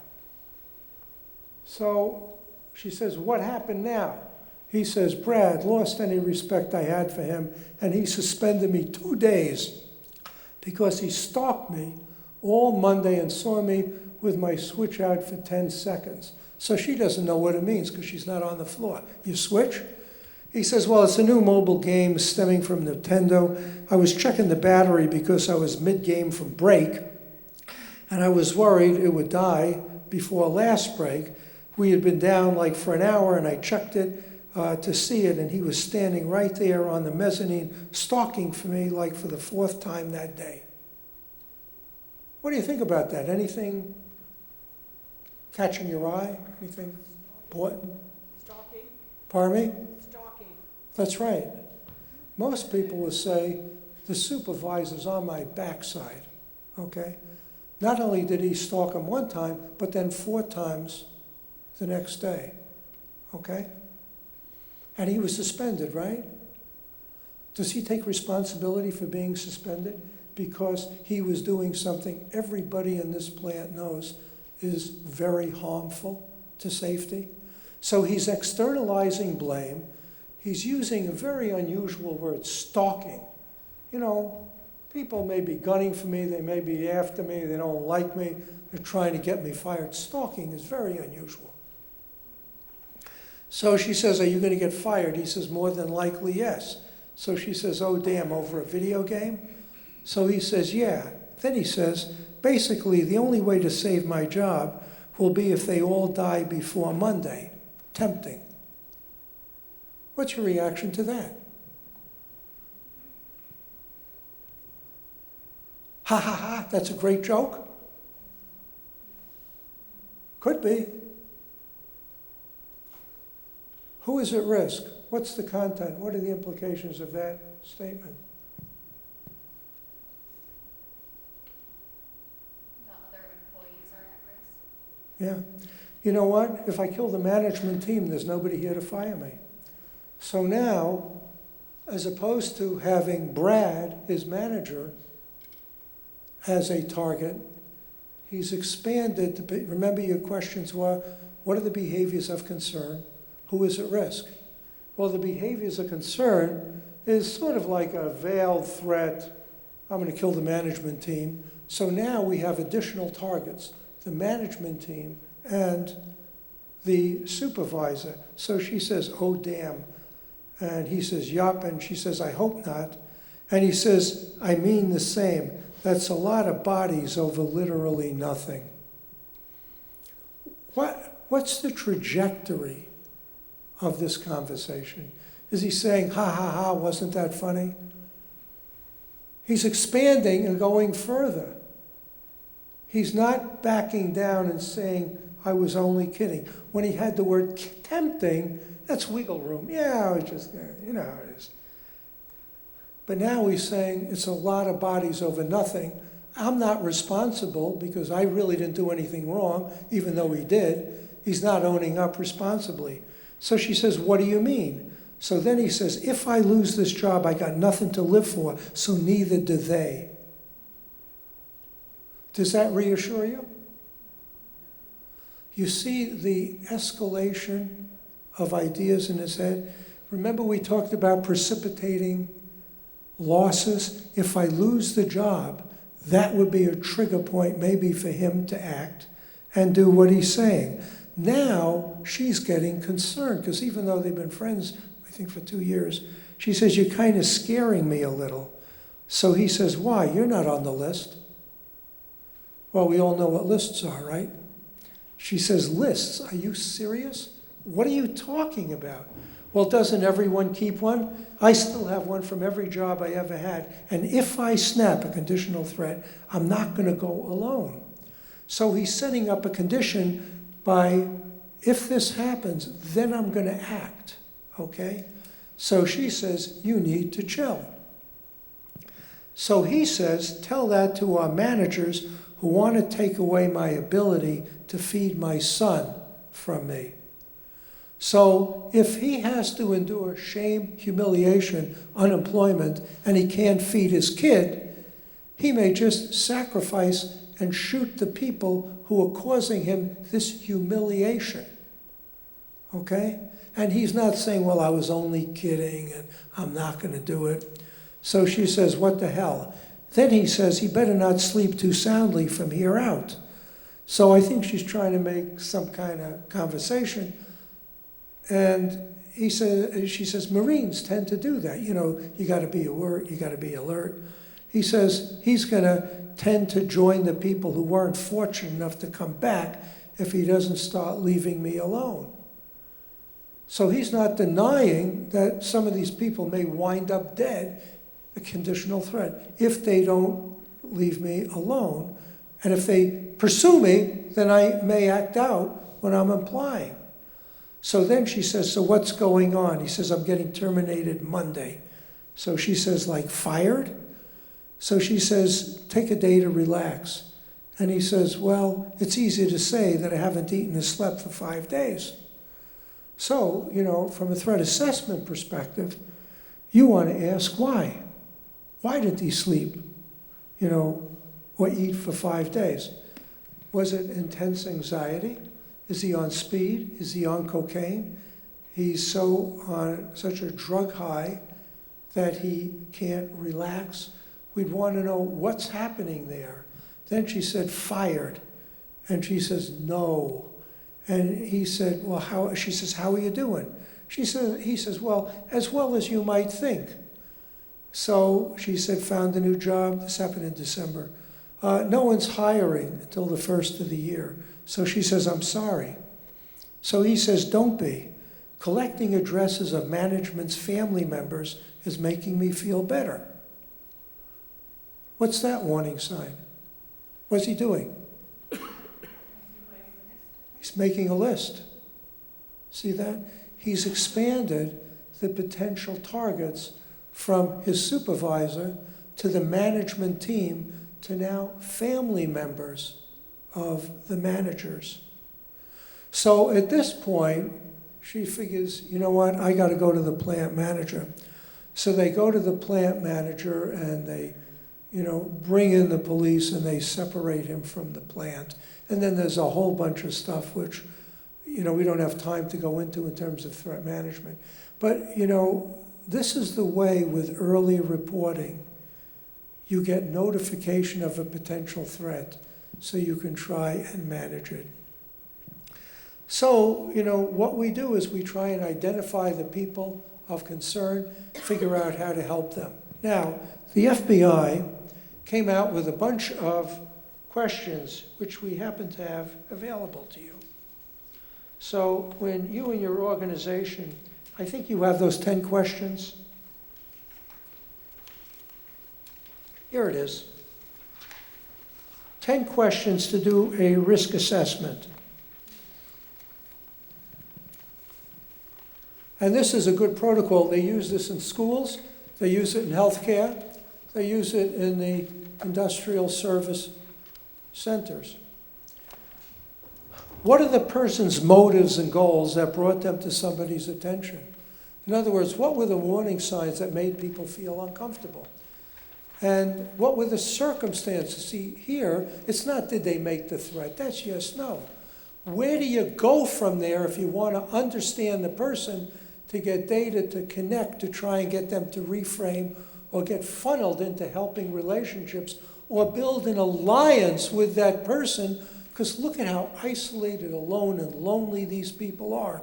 If we could mentor him or her, maybe we can build a relationship to get them to change their trajectory. Was there a major grievance and grudge? Who was involved? Has anybody, done team building if it's a threat? Do we even know about it? Does the person feel that any parts of their problem are being addressed? Has there been any communication suggesting ideas or intent to attack? Well, here we had a whole bunch of conditional statements. If he doesn't back off, if they don't do that, then they're going to regret it, okay? What other kinds of statements, and here's where your ancillary interviews are very important. When you interview coworkers or supervisors, you don't say, did he make a threat? Because that's yes, no, and that's going to make people feel somewhat defensive. What you can do instead say, what kinds of behaviors has Brad engaged with that made you or other team members uncomfortable? See, and then that way, oh yeah, well, he was reading that crazy magazine, or I saw him on his laptop and he was at a gun site, or he said he was going to go do this, or he talked about something weird, You want to, oh, really? You want them to put into words the behaviors that you had been, or they had been seeing. Are there any journals? This is the emotional leakage. Diaries, poems, emails. Has anybody been alerted or warned away? Remember Oxford, I'm going to tell my friends not to come to school. And then you look at social postings, because very often people will put on social media their grievances, their angers, their fears, their doubts, and that gives us a lot of intelligence to know how to approach from a supportive way, and also if there are threats from a defensive security perspective. Has the person shown any inappropriate interest in, and this is your warning signs, assassinations, other acts of workplace violence, weapons, perpetrators, extremist groups, militant or radical ideas? Has the person engaged in attack-related behaviors? Have they been going to the range? Have they been stockpiling weapons? Have they been doing surveillance? Remember in Buffalo, the guy went into the store 3 times. Have they been rehearsing attacks? Have they been stalking or following the person they're angry at? Does the person have a history of mental illness, command hallucinations? They talk about voices. They're in the corner. You see them talking to themselves. Feelings of persecution. Nobody likes me. Everybody is against me. Isolated, alienated. Think of Virginia Tech. Think of Columbine. Because we want to be inclusive, not exclusive. Are there feelings of depression, substance abuse? Does the person have the capacity to carry out an attack? In other words, do they seem focused? Do they seem organized? What was very interesting, when the Secret Service did the exceptional case study to look at targeted violence, the first group they studied were 97 people who try to assassinate public figures. You know, they try to shoot the president, judges, senators, governmental figures, and they're all in federal prison. So they decided to interview them, and they try to recreate the mind of the people. And what they found was that when people are in psychotic or truly depressive states, they didn't have the energy or focuses to launch an attack. When they started getting better and their mind clearing up, then they could organize the attacks that they initiated. Are they trying to get weapons to have the means to do the attack? And this is the vocabulary of desperation. Is the person experiencing hopelessness, despair, desperation? Do they feel like there's no future, that there's no tomorrow? Have they experienced failures, losses, exclusions? Are they having problems coping? And have they engaged in pre-suicidal behavior? Have they been giving away property? Have they been writing wills, talking about these kinds of things, which is a sign of depression? Is there, and this is important, does the person have a trusting relationship, a mentor? In school, is there a coach? Is there a teacher? Is there a bus driver that the person likes? So they can go over and say, hey man, I really care about you. How can we help you now? If it's in the workplace, was there a supervisor, a friend? And you probably want to do more with management than friends because you have more control of what a manager is going to do. To say, you know, things seem to be a little bit bleak. How can I help you? Let's go get some coffee. So you show interest, you offset that perceived sense of isolation and desperation. And does the person of concern see violence as the only way? You look at the Virginia Tech guy. He says, I got to do this. You look at the Santa Barbara guy. You left me no other choice but to shoot and kill you to show you who's really in control. And then the person's behavior is consistent. They say nothing's wrong. And then you interview coworkers, supervisors, managers, and they talk about, you know, a flood of ideas, desperation, frightening communication. So what somebody does is more important than what they say when you interview them. And then are other people concerned about their behaviors? You know, because if coworkers who know somebody, they're afraid, I become afraid too, because they're reading verbal and nonverbal cues that are scaring them. So what we want to do is put into words what they are. And this is very important. What circumstances might affect the likelihood of the person engaging in violence? You know, a kid's in the school daring the kid to go do it and then he can't lose face. Or people say, hey, don't do that, we care about you. Let's not go in that direction. And who can we ask to influence the person to discourage violent behavior? And let's look if somebody is encouraging the violent behavior. So you get all this information, your threat assessment team looks at the documentation you have, and then you make a decision. What is the level of threat? Does the person pose a threat to himself, to others, to assets? And has the person been on that pathway to violence? That is like a new, graphic that Homeland Security, the FBI, the schools are all looking at. So your threat assessment team should try and just understand the different stages. And then you want to have a priority risk scale. How dangerous is dangerous? A priority 1, is there a specific threat to an identifiable target and there's an imminence of it going to happen? A priority 2 is there's a threat but no timeline or no specific targets, but it's serious and concerned.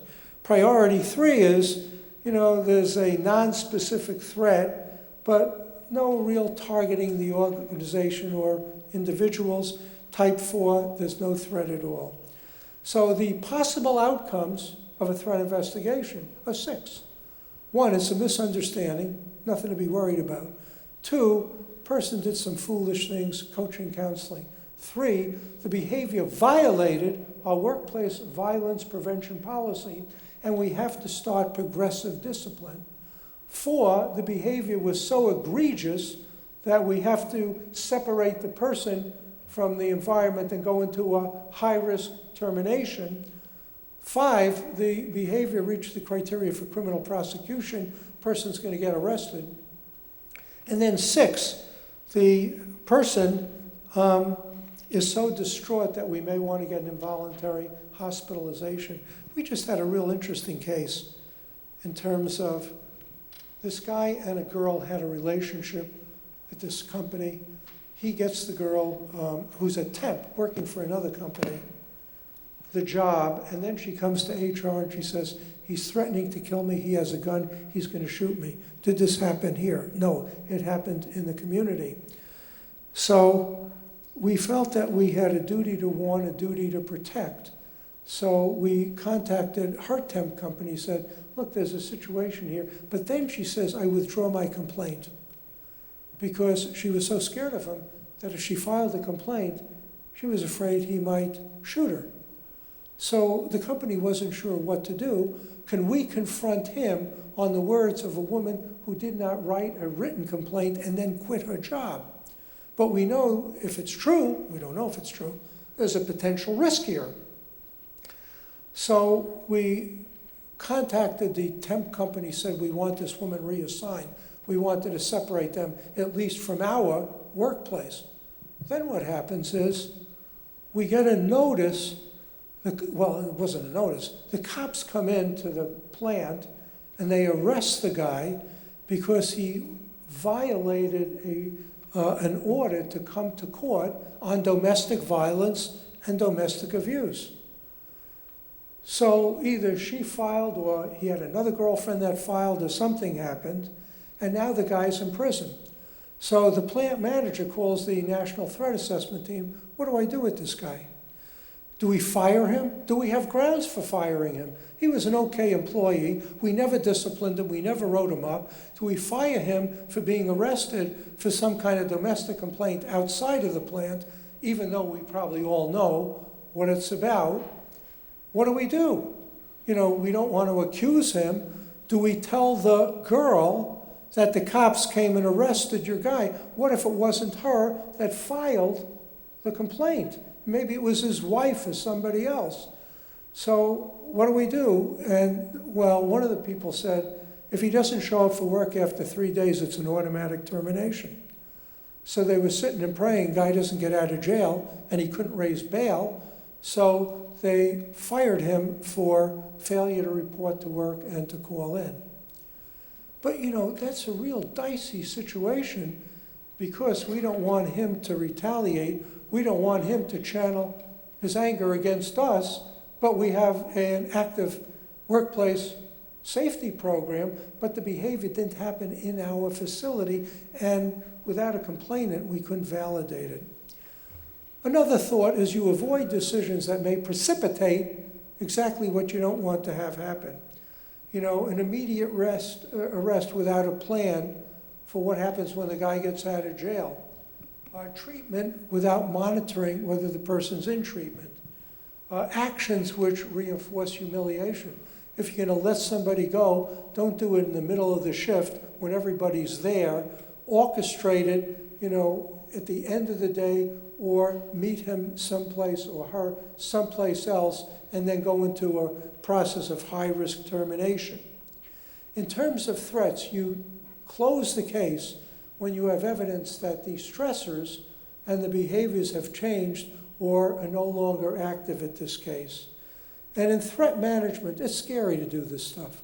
You want to have a team, you want to have internal and external resources to guide you, law enforcement, threat assessment people. So when we design a comprehensive violence prevention system, you have to have policies, you have to have systems to report, you train your threat assessment team how to collect, assess, manage threats, how to interview people. You train all your stakeholders, what is it you look for, what are our policies, who do you call? You have partnerships with law enforcement, community mental health agencies, and you institutionalize a commitment in your company that we value all of our employees, and if somebody is distressed, we want to help people help themselves. If you call us, we will discreetly try and get you into counseling, give you assistance, because we want everybody who works here to feel safe and be safe. You want to have a crisis recovery program, and then this is consistent with OSHA, and if you're credentialed with the credentialing JCAH companies, to help people recover from the impact of trauma. You want to do security audits of your facility. Look at access control, visitor management systems, emergency alert systems, communication systems. So if there's a high-risk situation, people internally and externally can communicate with each other. And then you want to do exercises. So you get muscle memory, just like a fire drill. This is how we handle an active intruder. This is how we handle an angry patient. Or in the libraries, the entitled patron who's making threats. The body will not go where the brain has never been. That's why you have training. That's why you are all here today. We're trying to expand your mind as to best practices so that if you then want to go back to your respective organizations, you have a plan. You saw the components of a comprehensive workplace violence prevention system. There's tons of information. You go to the Secret Service website, you go to the Department of Education website, go into the publication section. They have all kinds of guidelines. So you and your team, you set up a planning team to put together the program. It's not a lack of information. It has to be the will and the organizational commitment that now we're going to implement an effective, as opposed to a piece of paper, safety program. Albert Einstein said the world can be an evil place, not because of the evil that men do, but because of those that allow them to do it. You're here because you care. You care about your organizations. You care about your role as health and safety, HR, or representatives to understand what are best practices as we see the escalation of violence in the community and the spillover into our companies, what to do, how to do it, and if you're going to invest that time, let's look at the best practices that we should base our program. You don't have to reinvent the wheel. You got to take these manuals and customize it for your respective organizations. And remember, it wasn't raining when Noah built the ark. The time to develop the policies, the systems, the trainings is before the flood, before the incident.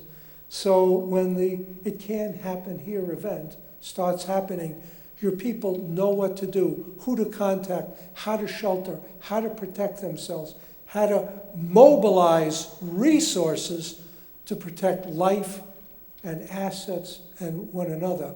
So while the name of the program is Workplace Violence Prevention, the real message you're giving to all your employees is that your organization values human life. Thank you very much for coming. We appreciate your time.